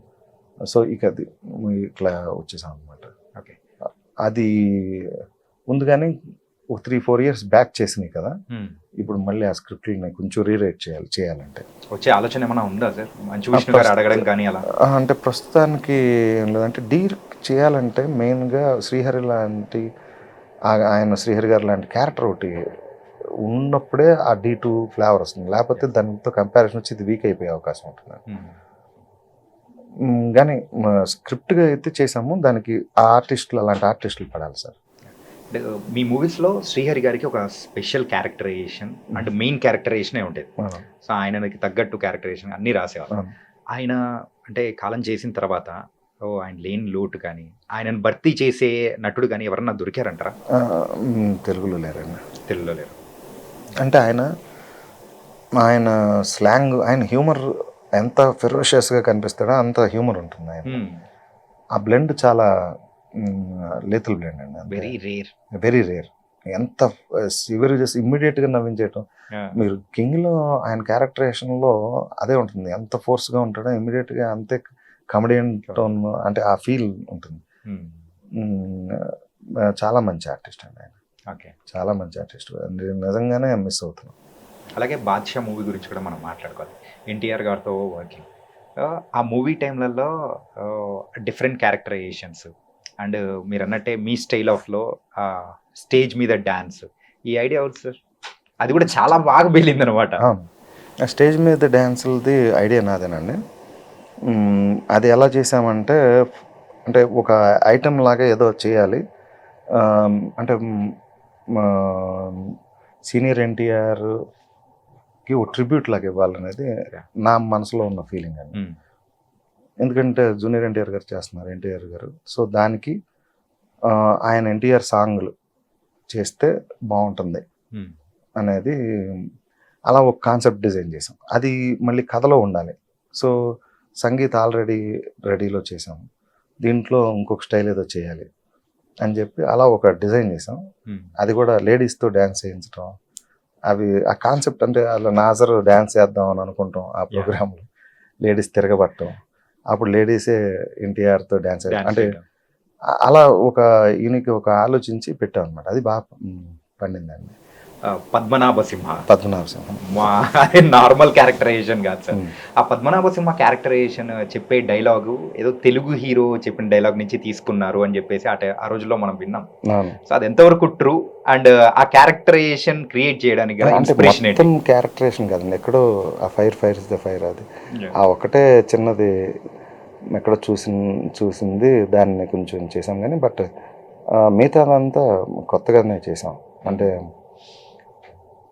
ఒక సపరేషన్ మనం కాలేజీలో అందరూ బాగా చదువుతూ ఉంటారు, లేకపోతే స్టూడెంట్స్ ఒకరిని మాత్రం అంటే హాస్టల్లో కానీ వార్డెన్లు సాగుకొట్టేస్తూ ఉంటారు. ఈ క్యారెక్టరేషన్ మనం చాలాసార్లు చూసుంటాం. అంటే ఆడు లేగవడు, లేట్గా లేస్తాడు, వాడు పెరేడ్ అంటే మనం దీనికి రమ్మన్న లేట్గా వస్తారు, కాలేజీలో బెత్తం దెబ్బలు తింటూ ఉంటారు. సో ఈ టైప్ క్యారెక్టరేషన్ని మనం ఫ్యామిలీలో పెడితే ఎలా ఉంటుంది అనే ఐడియా పద్మనాభ సింగ్ గారు. ఆయనంతా స్ట్రిక్ట్గా ఉంటారు, టైంకి రావాలి, ఇది రాలేడు. సో ఇలాంటివన్నీ సార్ ఇవన్నీ అంటే ఇలాంటి క్యారెక్టర్స్ క్రియేట్ చేసేటప్పుడు లైఫ్లో ఎన్ని చూసిందంటే మనం అలాంటి క్యారెక్టర్స్ క్రియేట్ చేస్తాం. మనం కంపల్సరీగా అబ్జర్వ్ చేస్తేనే ఇవన్నీ పండుతాయండి. మనం రియల్ లైఫ్లో చాలా అబ్జర్వ్ చేసి పెట్టాలి. ఇప్పుడు కూడా రేపు వచ్చే సినిమాలో కూడా మాకు ఒక చుట్టాలు ఆవిడ ఉంటుంది. ఆవిడ కనిపించినప్పుడల్లా ఏమో అలా ఎవరినైనా కానీ ఏమో ఏంటి అన్న హెల్త్ ప్రాబ్లం ఉందా అని అన్నంటే ఆవిడ లేనిపోయిన జబ్బులన్నీ అంట కడతా ఉంటుంది. రేపు అక్కడికి వెళ్ళు, ఇది చేయించుకో, లేదు అని అంటా ఉంటుంది. అంటే ఆ క్యారెక్టరేషన్ ఎందుకు నాకు ఇష్టం. అది ఇక్కడ మేల్ సాయి శ్రీనివాస్ గారి క్యారెక్టర్కి పెట్టాను. అలాగా 2-3 క్యారెక్టరేషన్ మన లైఫ్లో చూసినాయి. బట్ ఒక ఫ్రెండ్ ఉండేవాడు, అతను మాట్లాడితే ఏది మాట్లాడినా నువ్వేంటి నువ్వు చెప్తుంది అలా లేదే, నీ ఎక్స్ప్రెషన్ వేరేలా ఉంది అని, అంటే నొక్కి నువ్వు మాట్లాడుతున్నప్పుడేమో ఇలా ఉంది, కాదరా బాబు నేను ఏదో గొడవలో ఉన్నాను, వదిలేవాడు కాదు. సో అదేదో ఒక పర్టికులర్ క్యారెక్టరేషన్ పట్టుకుని వెన్నెల కిషోర్కి పెట్టాం. ఇప్పుడు వెన్నెల కిషోర్ది తను very particular about particular thing అనమాట. అది మీరు రేపు సినిమా చూస్తారు, అది ఎంజాయ్ చేస్తారు అన్నమాట. అలా మన లైఫ్లో వచ్చే క్యారెక్టర్స్ని మనం పెట్టినప్పుడే అవన్నీ పొందుతూ ఉంటాయి కదా. అందుకే మీ కామెడీకి అంత ఫేమస్ అయిపోయారు. ఇప్పటికీ ఇన్ని సంవత్సరాలు అయినా కానీ ఆ మీమ్స్ అనేది కూడా ఇప్పటికీ దాన్నే కంటిన్యూ చేస్తూ ఉన్నారు, వేరే మూవీస్లో కూడా రాక. ఈ మీమ్స్ అన్ని చూస్తున్నప్పుడు how do you felt sir? ఈ కరోనా టైంలోనే ఎక్కువ చూసాము, ఎందుకంటే ఖాళీగా ఉండేవాళ్ళం కదా. అప్పుడు చూస్తూ చాలా ఎంజాయ్ చేస్తాం. వాళ్ళు కూడా క్రియేటివిటీ టూ మచ్ ఉండేది. అంటే పక్కన ఈ వాడుతున్నా కానీ వాళ్ళు దాన్ని వాడే విధానం ప్రతిదానికి ఇది వండర్ఫుల్గా. బిగినింగ్లో నేను చూస్తూ, అప్పట్లో సీను గారు కొంచెం తక్కువ చూస్తుండేవారు ఈ నెట్ అంతా. నేను అప్పుడప్పుడు ఆయనకి ఫార్వర్డ్ చేస్తూ ఉన్నాను, చూడండి సార్ ఇలా పెట్టారు, కింగ్ మీమ్స్ ఇలా పెట్టారు, లేకపోతే ఇది. తర్వాత ఇప్పుడు ఆయన అలవాటు అయింది, ఆయనకే పెడుతున్నారు చాలామంది. సో హ్యాపీ అండి మాకు దాన్ని చూస్తే. ఇంకా రైటర్కి కానీ డైరెక్టర్కి కానీ వాళ్ళు చేసే జాబ్ని ఒక 10 ఏళ్ళ తర్వాత 20 ఏళ్ళ తర్వాత గుర్తుపెట్టుకుంటున్నారంటేనే అది హ్యాపీ కదండి. హ్యాపీ. బిఫోర్ విశ్వం మూవీ సో ఒక 6 years గ్యాప్ అనేది కూడా వచ్చింది సీను గారికి అండ్ మీ కాంబినేషన్లో ఒకటి మూవీ రావడానికి, అమర్ అక్బర్ యాంటోనీ. సో ఆ ఫెయిల్యూర్ అనేది దాని తర్వాత సో ఈ మూవీ ఎప్పుడైతే చేస్తున్నారో ప్రెషర్డ్గా ఫీల్ అవ్వడం కానీ, అరే ఈసారి ఎలా అయినా కానీ కొట్టి, అది యాక్చువల్గా ప్రెషర్డ్గా కాదండి. కొంచెం ఇప్పుడు ఒక 3-4 సినిమాలు ఇబ్బంది పడినప్పుడు 5వ సినిమా వచ్చేటప్పుడు కొంచెం జాగ్రత్త తీసుకుంటాం అనేది జరుగుతుంది. ఒక రకంగా ఆ జాగ్రత్త సినిమా సక్సెస్కి వెళ్ళిపోయింది. ఇంకో రకంగా ఏంటంటే మా కంప్లీట్ టైమింగ్ రావడం కంటే ఈసారి మేము ఆ భయం లేకుండా చేస్తాం. మేము ఎప్పుడు సినిమాలు చేసినా ఇది మనం ఫీల్ అవుతున్నాం, మనం ఎంజాయ్ చేస్తున్నాం, పెట్టేద్దాం, చూస్తారా చూడరా అనే ఆ భయం ఉండేది కదండి. ఆటోమేటిక్గా అది నచ్చుతుంది అనే స్టైల్లోనే వెళ్ళేవాళ్ళం. మనం ఎంజాయ్ చేస్తాం కదా, జనానికి కూడా నచ్చుతుంది అని. ఇప్పుడు ఏంటంటే మనం ఎంజాయ్ చేయటం కాదు, ఇప్పుడు ఇవన్నీ కొంచెం ఎంతవరకు వెళ్తాయి అనే దాంట్లో 1-10 సార్లు చెక్ చేసుకుంటాం. 2-3 రైటర్స్ కూడా బలంగా వాళ్ళకి చెప్తే వాళ్ళు బాగుందన్న తర్వాతే పెట్టడం. సో అలాంటి కొంచెం కేర్ తీసుకున్నాం అంతే. సో కాకపోతే ఏంటంటే సీను గారి బలం ఏంటంటే ఇలా కేర్ తీసుకుంటాం కంటే కూడా భయపడకుండా మనం ఆయన జెన్యున్గా నచ్చి చేసినవన్నీ చాలా బాగా పేలినాయి. సో భయపడకుండా చేస్తే మంచి క్యారెక్టర్స్, మంచి స్క్రిప్ట్స్ వస్తాయని నేను ఇప్పటికీ నమ్ముతాను. మీరు చేసిన మూవీస్ అనేది కూడా బిఫోర్ కరోనా, సో మూవీ చూసే ప్రేక్షకుల మైండ్ సెట్ అనేది ఒక డిఫరెంట్గా ఉంది. ఆఫ్టర్ కరోనా అంతా మారిపోయింది. సో ఒక మైండ్ సెట్ కానీ, సో ఏ టైప్ ఆఫ్ మూవీస్ని యాక్సెప్ట్ చేస్తున్నారో జడ్జి చేయడం అనేది కూడా చాలా కష్టం అయిపోయింది. అంటే ఏమున్న వాళ్ళకు మీరు హౌ యూ కెన్ అంటే ఏం లేదు, ఎప్పుడున్నా అప్పుడు ఉన్నాయి ఈ ఛాలెంజెస్ అన్ని సినిమాలకు ఉన్నాయి. ఇప్పుడు మేము వెంకీలి చేసే టైంలో మాస్ సినిమాల కల్చర్ విపరీతంగా ఉండేది. తర్వాత మేము డి వచ్చిన దగ్గర నుండి మా సినిమాల వరకు స్టార్ట్ అయింది. సో అది మాకు తెలిసింది చేస్తున్నాం తప్ప అది ఇండస్ట్రీ ఫాలో అవుతుందా లేదా అవన్నీ మేము పట్టించుకోలేదు. సో తర్వాత ఫాలో అవుతున్నారు, ఇప్పుడు అంతా కామెడీనే, ఎంటర్టైన్మెంటే అనే స్టైల్ ఉన్నాయి. అప్పుడు కంటెంట్ సినిమాలు చేయాలన్నా కానీ భయపడుతూ ఉండేవారు ప్రొడ్యూసర్స్. సో ఇప్పుడు ఏంటంటే awareness, OTT, life span of the film. అంటే ఇప్పుడు ఈ కొన్ని సినిమాలకి ఏంటంటే జనాల్లోకి వెళ్ళి ఆ మల్టిప్లై అయ్యి అలా టాక్ స్ప్రెడ్ అయ్యి అలా. ఇప్పుడు అలా లేదండి. కాన్సెప్ట్ నచ్చిందో ఫస్ట్ 3 రోజులు 4 రోజులు యూత్ కనెక్ట్ అయ్యారా, వాళ్ళకి ఆ యూనిక్ థింగ్ అనిపిస్తుందా లేదా అనే దాని మీద వస్తున్నారు. బట్ ఒక సెక్షన్ ఆఫ్ ఈ ఆడియన్స్ కూడా ఉంటారు కదా, అంటే అందరూ ఇల్లే ఉంటారు కదా, రెండో ఆడియన్స్ కూడా ఉంటారు. సో కాకపోతే ఏంటంటే చేంజింగ్ ట్రెండ్స్ మనం దృష్టిలో పెట్టుకుని దానికి తగ్గట్టుగా చేయాలి. అదే ఇప్పుడు నేను చేద్దాం అనుకున్న కామెడీ కూడా ఒక యూనిక్నెస్ ఉంటూ, ఇప్పుడు ఈ రోజుల్లో కూడా మనం చూస్తే డిజిటల్ లాంటి సినిమాని బాగా ఆదరించారు. తర్వాత జాతిరత్నాలు బాగా చూశారు, మొన్న వచ్చిన అన్ని ఎంటర్టైన్మెంట్ సినిమా.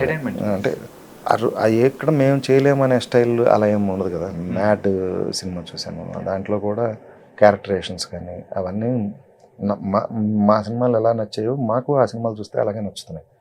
సో మనం దాంట్లో చేంజెస్ చిన్నవి ఉంటాయి. మనకు కొత్త కామెడియన్స్ వస్తున్నారు, వాళ్ళని అడాప్ట్ చేసుకుంటాం. అలాగే స్క్రీన్ ప్లే టెక్నిక్స్లో చిన్న మార్పులు వచ్చినాయి. ఇదివరకు ఏంటంటే మేము అండర్స్టూడ్ నేచర్లో కొన్ని స్కిప్ అయ్యి వెళ్ళిపోతూ ఉన్నాము. ఇప్పుడు అది అంటే ఆడియన్స్ మా స్క్రీన్ ప్లేని ఫాలో అవుతున్న వాళ్ళు అండర్స్టూడ్ అయిపోతూ వెళ్ళే థింగ్స్ కూడా కొన్ని ఉంటాయి. ఇప్పుడు కొంచెం డీటెయిల్ కావాలి వాటికి. సో ఇప్పుడు డీటెయిలింగ్ ఏంటంటే ఒక ట్రైలర్ రిలీజ్ చేసినా కానీ దానిలో సరౌండింగ్స్ కూడా చెక్ చేసుకొని దాన్ని కూడా వాళ్ళు అలాంటిది ఏదో పెడుతున్నారు. సో ఆ టైప్ వాటిని ఇంకా కొంచెం అలాంటి శ్రద్ధ తీసుకోవాలి అంతే. సార్, ఈ టైప్ ఆఫ్ డీటెయిలింగ్ అనేది చేయడం వల్ల so it's a good or bad for the film makers? అదేం లేదండి. ఇప్పుడు మనం ఇప్పుడు ఇది ఎన్నాళ్ళు ఉంటుంది ఈ ట్రెండ్ అనేది మనకు తెలియదు. ఇది ఒక 4-5 ఏళ్ళు అది చూస్తూ ఉంటారు. నెక్స్ట్ యూత్ ఎలా, ఇప్పుడు మీరు ఇందాక మా సినిమాల గురించి మాట్లాడినప్పుడు అప్పుడు ఎలా చేశారండి, ఇప్పుడు ఎలా చేశారు ఇలా అని కొంతమంది వస్తున్నారు. 25 years ఏజ్ గ్రూప్ వాళ్ళే, 20-25 years ఏజ్ గ్రూప్ వాళ్ళు. సో వాళ్ళ థాట్ ప్రాసెస్ ఏంటంటే వాళ్ళు కనెక్ట్ అవుతున్నారు మళ్ళీ. ఇప్పుడు నన్ను అడిగారు అనుకోండి, రెడీ సినిమా చేసే టైంలో నాకు ఎప్పుడో 25 ఏళ్ల క్రితం చూసినటువంటి రిలీజ్లో చూసిన గుండమ్మ కదా, అవి ఇన్స్పిరేషన్ నాకు. సో అలాగా నేను ఎలాగైతే 20 years బ్యాక్ వచ్చిన సబ్జెక్ట్ కంటెంట్ని మోడర్న్గా చెప్పడానికి ట్రై చేశాను, ఇప్పుడు యంగ్ ఆడియన్స్ కూడా అలా చేసేవాళ్ళు ఉన్నారు, యంగ్ ఫిల్మ్ మేకర్స్. సో మేము అప్పుడు చేసిన స్టైల్ ఇప్పుడు కొంచెం మార్చి కొత్త దీంట్లో చేద్దామా అనే ఆలోచనలో ఉన్న వాళ్ళు కూడా ఉన్నారు. వాళ్ళు అప్పుడప్పుడు వస్తూ ఉంటారు, నాకు చాలామంది సబ్జెక్టులు చెప్తాను, వచ్చి కలుస్తూ ఉంటారు. నేను వింటూ ఉంటాను అసలు వీళ్ళు ఎలా ఆలోచిస్తున్నారు ఏంటి అనేది. ఇప్పుడు ట్రెండ్ ఎలా ఉందా మనం కూడా దాన్ని క్యాచ్ చేయాలి. సో వాళ్ళేమి మనం చేసింది చేస్తే బోర్ ఫీల్ అవుతాం, నేనే బోర్ ఫీల్ అవుతాను, రైటర్గా మనకే బోరింగ్గా ఉంటుంది. బట్ కొత్త టైప్ ఆఫ్ కామెడీ చేయాలి. ఇప్పుడు మేము ఒక 20% చేసామనుకోండి, ఇంకా ఆ కామెడీ జనర్లోనే ఒక 80% డిఫరెంట్ థింగ్స్ ఉంటాయి, మనం అవి అటెంప్ట్ చేయాలి. ఇప్పుడు యాక్షన్లో ఒకటి చేసాం, ఫ్యామిలీలో ఒకటి చేసాం, ఒక తెలంగాణ బ్యాక్డ్రాప్ దాంట్లో ఒకటి ఒక సెపరేట్గా చేసాం, ఇంకొకటి ఫారిన్ బ్యాక్డ్రాప్లలో చేసాం. సో ఇప్పుడు ఇంకా కొత్త పట్టుకోవాలి, ఎక్కడ ఇంకా అంటే బ్యాక్డ్రాప్స్ కానీ జనర్స్ కానీ యాక్చువల్లీ దాంట్లో కూడా దాన్ని కామెడీ ఎలా చేయాలనేది చూడాలి. నిజంగా దూకుడు మూవీ అంత హిట్ అవుతుందని అసలు ఎక్స్పెక్ట్ చేశారు? పీపుల్ దగ్గర నుంచి అంత లవ్ వస్తుందని ఎక్స్పెక్ట్ చేశారు? స్టార్ట్ డే 1 నుండి సబ్జెక్ట్ అనుకుని ఫినిష్ అయిన దగ్గర నుండి మొత్తం యూనిట్, నేను రైటర్ గాను డైరెక్టర్ గాను అలా కాదండి, అందరూ మొత్తం ఈ ఎంటైర్ యూనిట్ బిలీవ్ చేశారు ఆ సినిమా బ్లాక్ బస్టర్ అవుతున్నారు. అంటే చేస్తున్నంతసేపు ఎంజాయ్ చేశారు, అంటే జరుగుతున్నంతకాలం ఒక హిట్ సినిమా చేస్తున్నాం అనే ఆరాతోనే చేసాం. అది అలాగే అయ్యిందండి రిజల్ట్. అసలు డిస్కషన్ సార్, హిట్ ఉంటుంది, సూపర్ హిట్ ఉంటుంది, కానీ అదైతే ట్రెండ్ సెట్టర్ బ్లాక్ బస్టర్. అది అంత అవుతుందనే ఎక్స్పెక్ట్ చేసాం. అంటే మాకు ఆ నెగిటివ్ వస్తే షాక్ అయి ఉన్నాము. అది మేము ఎలా అనుకున్నామో అంతకంటే పెద్ద రేంజ్లోనే అండి. కానీ దూకుడు మూవీ గురించి పర్టికులర్గా ఒక విషయం అడగాలి సార్. బాబు గారి టైమింగ్ అందుకోవడం అంత ఈజీ కాదు, మహేష్ బాబు గారి టైమింగ్. సో చాలా సూపర్గా ఉంటుంది, ఒక యూనిక్ టైమింగ్. సో ఆయనతో ఎమ్మెల్యేగా చేపించాలనే ఆలోచన ఎట్లొచ్చింది సార్? కాదండి, అది అసలు ముందు ఎమ్మెల్యేగా చేయించాలనేది మేము ఈ సబ్జెక్టు ఫామ్ చేయకముందు నుండి, అంటే అప్పటికే ఇందిరాలో చిరంజీవి గారు గెటప్ వేశారు, సమరసింహారెడ్డిలో బాలకృష్ణ గారు వేశారు, నాగార్జున గారు వేశారు ఎదురులేని మనిషిలో, అలా జయం మందిరాలో వెంకటేష్ గారు వేశారు. వీళ్ళందరూ వేశారు. కానీ మహేష్ బాబు గారు అంతా ఒక క్యారెక్టరేషన్ అలాగే వెళ్తున్నారు, యంగ్ టైప్ చేస్తున్నారు. సో ఆయన కూడా ఒక పవర్ఫుల్గా, ఆయనతో ఇప్పుడు ఇందిరా లాంటి సబ్జెక్ట్ చేయలేం, కానీ అలాంటి గెటప్, లేకపోతే ఒక సమరసింహారెడ్డిలాగా ఒక గెటప్, అంటే ఈయన ఇంకో స్టైల్లో చేసాం తెలంగాణ బ్యాక్డ్రాప్ పెట్టుకుని. సో అది చేయాలని మొదటి నుండి, అంటే ఈ సబ్జెక్ట్ అనుకోకుండా ఇంకో సబ్జెక్ట్ అనుకుంటున్నప్పుడు కూడా ఇలా చేద్దామా అనే ఒక థింక్ ప్యాటర్న్. తర్వాత ఈ సబ్జెక్టులు మళ్ళీ దాన్ని అలా ఏమైనా చేయొచ్చా పని అని అనుకుని బాగుంటుందని, సో అలా మిక్స్ చేసి చేసాం అనమాట. అది కాన్షియస్గా చేసింది, కానీ భలే వర్కౌట్ అయింది సార్. భలే ఒక డిఫరెంట్ లుక్ లో చూసేటప్పుడు వావ్ అనే ఫీలింగ్. మేము ఆయన డ్రెస్ గెటప్ వేస్తున్నాడు అనే రోజున మేమందరం షూటింగ్కి అది చూడటం కోసం వెళ్ళాం. అంటే మీరు అలాగే సినిమాలో ఎంజాయ్ చేశారు, అది చూడటం కోసం మేము వెళ్ళాం. ఎమ్మెల్యే గెటప్ అదిరిపోవాలి అంటే, కానీ అదే ఒక శ్రీహరి గారు వేసే గెటప్లు ఆ తెలంగాణలో ఎలా ఆ స్టైల్ అంతా పెడదామని చెప్పి నిజంగా చాలా బాగా అదిరిపోయారు అసలు. అలాగే కోన వెంకట్ గారు, మీరు, శ్రీను వైట్ల గారు, సో ఈ ముగ్గురు కాంబినేషన్ అంటేనే సూపర్. సో మధ్యలో కొన్ని ఇష్యూస్ అనేది కూడా జరిగి, సో అందులో మెయిన్గా తప్పెవడదని అనుకోవచ్చు. అసలు అదేం లేదండి, ఆ సిచ్యువేషన్స్ అంతే. సిచ్యువేషన్స్ ఒక 10 ఏళ్ళు 15 ఏళ్ళు ట్రావెల్ అయిన తర్వాత డెఫినెట్గా ఏదో ఒక డిస్టర్బెన్స్ వస్తాయి. అది ఫ్యామిలీలో వస్తాయి, బ్రదర్స్ మధ్యన వస్తాయి, అలాగే రైటర్స్ మధ్య కూడా ఒకటి స్టార్ట్ అయింది. ఆ పీరియడ్ జరిగింది అంతే. ఇంకా తర్వాత ఇక్కడ రోజు కొట్టుకుంటూ ఉండే బదులు కొంచెం ఇండివిజువల్గా వెళ్తే బెటర్ అనే స్టైల్లో ఒక టైంకి వచ్చింది. దానివల్ల అందరూ డిస్టర్బ్ అవుతాం. సో ఇప్పుడు అందరూ హ్యాపీగానే ఉన్నారు, బెటర్గా ఉన్నారు. మళ్ళీ ఛాన్స్ వచ్చిన రోజున హూ నోస్. మళ్ళీ కలిసిన తర్వాత కూడా ఒక మూవీ చేశారు కదా సార్? చేసాం, బ్రూస్లీ చేశారు. బట్ అది ఎందుకు వర్కౌట్ అవ్వలేదు అనుకోవచ్చు? ఏదో ఆ ముందున్న క్లోజ్నెస్ ఎక్కడో మిస్ అయింది. అందరూ జెల్ అయి చేసే థింగ్ ఏదో పోయింది అక్కడ ఆ సినిమాలో అనుకున్నంత. అంటే మేము ఇదివరకు చెప్పాం కదండి, ట్రావెల్ అవుతూ మేము ఎంజాయ్ చేస్తూ ఫస్ట్ మాకు నచ్చిన తర్వాతే అప్పుడు దాన్ని తీయటానికి అలా అనుకునేవాళ్ళం. అంటే ఒక ఫ్రెండ్లీ వాతావరణంలో జరిగేది. అది అక్కడంతా ఫార్మల్ దీంట్లో వెళ్ళేటప్పటికి మా టైమింగ్ ఏదో రాలేదేమో, కొంచెం షేరింగ్ విషయంలో కూడా అక్కడ కొంచెం బ్యాలెన్స్ తగ్గింది. ఓకే, మీరు ఈ 20 yearsగా బిఫోర్ అంటే ఇంజనీరింగ్ చేసేవాళ్ళు అన్నారు, ఎక్కడ చేశారు? So engineering student turn as a writer. అవును. సో ఆ ఇంట్రెస్ట్ ఎక్కడ పుట్టింది మెయిన్గా? యాక్చువల్గా ఒక 8th ఆ టైంలోనే నాకు సినిమాల మీద ఇంట్రెస్ట్ క్రియేట్ అయిందండి విపరీతంగా. అంటే సినిమాలు పిచ్చి ఏంటంటే ఏ రకంగా అంటే సంవత్సరానికి 300 సినిమాలైనా చూసేసేయాలి. అంటే ప్రతిరోజు సినిమాకి వెళ్ళాలి, అంత పిచ్చిగా చూసేవాడిని అనమాట. ఓకే. అంటే తర్వాత ఫస్ట్ నాకు ఆ ఎడిక్షన్ నర్సరావుపేటలో స్టార్ట్ అయింది. తర్వాత అప్పుడు అక్కడ ఉండేవాళ్ళం. తర్వాత విజయవాడ షిఫ్ట్ అయితే విజయవాడలో ఇంకా హిందీ మూవీస్, ఇంగ్లీష్ మూవీస్ అన్నీ ఉంటాయి. సో అక్కడ లీలామహల్, నవరంగ్లో ఇంగ్లీష్ మూవీస్ తెగ చూస్తూ ఉండేవాళ్ళం. అక్కడ వారానికి ఒకటి తీసేస్తూ ఉండేవాళ్ళు. అలాగే హిందీ మూవీస్ కూడా, నాకు హిందీ మూవీస్ కొంచెం తక్కువ చూసే అవకాశం ఉండేది. కానీ అక్కడ వచ్చినవన్నీ ఏం రిలీజ్ అయితే చూస్తే, అక్కడ నుండి మళ్ళీ హైదరాబాద్ షిఫ్ట్ అయినప్పుడు హైదరాబాద్లో ఇంకా ఎక్కువ చూడటం అంటే బెల్గాంకి వెళ్ళినప్పుడు హిందీ మూవీస్ విపరీతంగా చూడటం మొదలెట్టాను. సో అలా మాకు ఆ సినిమా కల్చరు. తర్వాత అక్కడ నుండి నేను ఇంజనీరింగ్ అయిపోగానే ఇక్కడికి వచ్చాను. ఇక్కడికి వచ్చి ఫస్ట్ బీటెక్లో ఏ బ్రాంచ్ సార్? ఎలక్ట్రానిక్స్ అండి. Electronics. EC or triple E? EC. Electronics and communication. మీది నాది ఒకటే సార్. అయితే అక్కడ చదివింది దానికంటే ఈ సినిమాల వాళ్ళే ఎక్కువ అండి అప్పుడు కూడా. బ్యాలెన్స్ మార్నింగ్ షోలో ఇంగ్లీష్ మూవీస్ పాత ఆడుతుంటే దానికి వెళ్ళిపోవటం, ఏదో క్లాస్ కొట్టేయటం, ఈ టైప్యే ఎక్కువ ఉండే. బ్యాక్లాగ్స్ ఉన్నా? చాలా బ్యాక్లాగ్స్ ఉండగానే ఇక్కడికి వచ్చాను నేను. వచ్చి అలా పరిచయాలు పెంచుకుంటుండేవాడిని.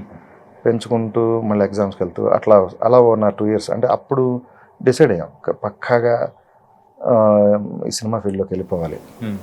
ఎందుకంటే లేట్ చేస్తున్న కొద్దీ ఇది లేట్ అయిపోతుంది అని చెప్పేసి ఇంకా ఇమీడియట్గా వచ్చేసేసి ఇక్కడ ఫ్రెండ్ సర్కిల్ని, అంటే నాకు ఇక్కడ కొంత పరిస్థితులు అర్థమైంది ఏంటంటే సినిమాల్లోకి ఎంట్రీ అంత ఈజీ కాదని అర్థమైంది. సో చాలామంది డైరెక్టర్స్ దగ్గర తిరుగుతూ ఉండేవాడిని. ఒక రైటర్ పరచురు వెంకటేశ్వరరావు గారి దగ్గర అక్కడ నన్ను పెట్టించండి అసిస్టెంట్ డైరెక్టర్, కానీ ఆయనకు దూరంగా మా అన్నయ్య ఫ్రెండ్, అంటే ఆయన డాక్టర్ అనమాట, ఆయన రికమెండ్ చేశారు, నువ్వు వెంకటేశ్వరరావు గారి దగ్గరికి వెళ్ళరా, పట్టుకో, ఆయన పెట్టిస్తారు ఎక్కడైనా. రోజు వెళ్తూ ఉండేవాడిని. ఆయనేమో 10వ తారీఖు రామ్మా అప్పుడు చెప్తాననేవారు. 10వ తారీఖు వెళ్తే మళ్ళీ అప్పుడు ఎవరమ్మా నువ్వు అని అంటే, సార్ ఇలా లాస్ట్ టైం వచ్చాను. మనం ఏమనుకుంటాం, పాప ఆయన చాలా బిజీ, 100 రికమెండేషన్ రోజు ఇలాంటివి వస్తూ ఉంటాయి ఫోన్లు వస్తూ. సరే ఆయన ఒకసారి చెప్పారు, ఇలా ఎన్ శంకర్ గారితో మోహన్ బాబు గారి సినిమా జరుగుతుంది, దానికి వెళ్దు కానీ ట్రై చేద్దు కానీ అని చెప్పారు. ఒక్కసారి మీ అన్నయ్యతో కూడా చెప్పించు, ఎన్ శంకర్ గారు కూడా ఫ్రెండ్ అంటే. అప్పుడు అలా ఒక చిన్న అడుగు అనేది పడింది. అక్కడ నుండి ఇంకా కంటిన్యూస్గా చేసుకుంటాం. సార్ సునీల్ గారు, త్రివిక్రమ్ గారితో ఇప్పుడు స్నేహం అనేది ఎలా ఉంది? ఒకప్పుడు రూమ్మేట్సే గారు. రూమ్మేట్స్, బట్ అంటే షార్ట్ పీరియడ్. ఒక 97-98లో వాళ్ళతో ఎక్కువ క్లోజ్గా తిరిగాను. పంజాగుట్ట రూము వాళ్ళతో రూమ్మేట్గా నేనంటే నాకు ఒక రూమ్ దొరికేంత వరకు వాళ్ళతో పట్టున్నాను. తర్వాత అక్కడి నుండి నేను సుధాకర్ రెడ్డి ఎక్కంటి అని చెప్పి సైరత్ కెమెరామెన్, తర్వాత వీరుపోట్ల అని చెప్పి బిందాస్ డైరెక్టర్, మేము ముగ్గురం ఒక రూమ్ తీసుకున్నాం. అదే రోడ్లో. కానీ అందరం కలుస్తూ ఉండేవాళ్ళం, ఒకటే మెస్సు. ఒక ఆవిడ దగ్గర 7-8 మందికే పెడతా ఉండేది ఆవిడ. మా రూము వాళ్ళ రూమ్ మేట్స్ మాత్రమే వెళ్ళి భోజనం చేసి వస్తాం. అక్కడ రోజు మాట్లాడుకుంటూ ఉండేవాళ్ళం, కలుస్తూ ఉండేవాళ్ళం. సునీల్ ఏంటంటే వేషాలు ఇంకా అప్పటికి రాలా, త్రివిక్రమ్ ఫుల్ బిజీగా ఉంటుండే, పొద్దున్న వెళ్తే రాత్రి ఇప్పుడు వస్తుంటాడు. ఆయన రైటర్గా పోసాన్గా తిరిగి చేస్తున్నప్పుడు బిజీగా ఉంటున్నాడు. సో మేము ఎక్కువ సునీల్తో తిరుగుతూ ఉండేవాళ్ళం. సునీల్ రోజు ఏదో ఒకటి వస్తూ ఉండేవాడు, కూర్చుంటుండేవాడు. అలాగే మా సినిమాల్లో నువ్వు నేనులో క్యారెక్టర్ పెట్టడం జరిగింది. అదే టైంలో తనకి నువ్వు నాకు నచ్చావు, మనసంతను అన్నిట్లో బ్రేక్ వచ్చింది.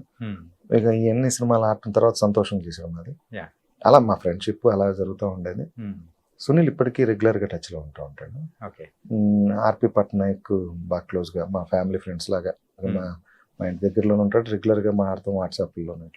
సినిమా కష్టాలు ఏమైనా లైఫ్లో, అంటే ఈ ఇండస్ట్రీ సైడ్కి వచ్చినప్పుడు ఏమైనా ఫేస్ చేశారా? అట్లీస్ట్ బాగా చేసాం కానండి, నేను అవన్నీ గుర్తుపెట్టుకునే టైప్ కాదు. అందుకని చూసి ఇట్లాంటి వాటిని అవుట్కమ్ బయటకు వచ్చి, అంటే బయటపడాలి అంటే మన వర్క్ తోటి మనం ప్రూవ్ చేసుకోవాలి అంతే.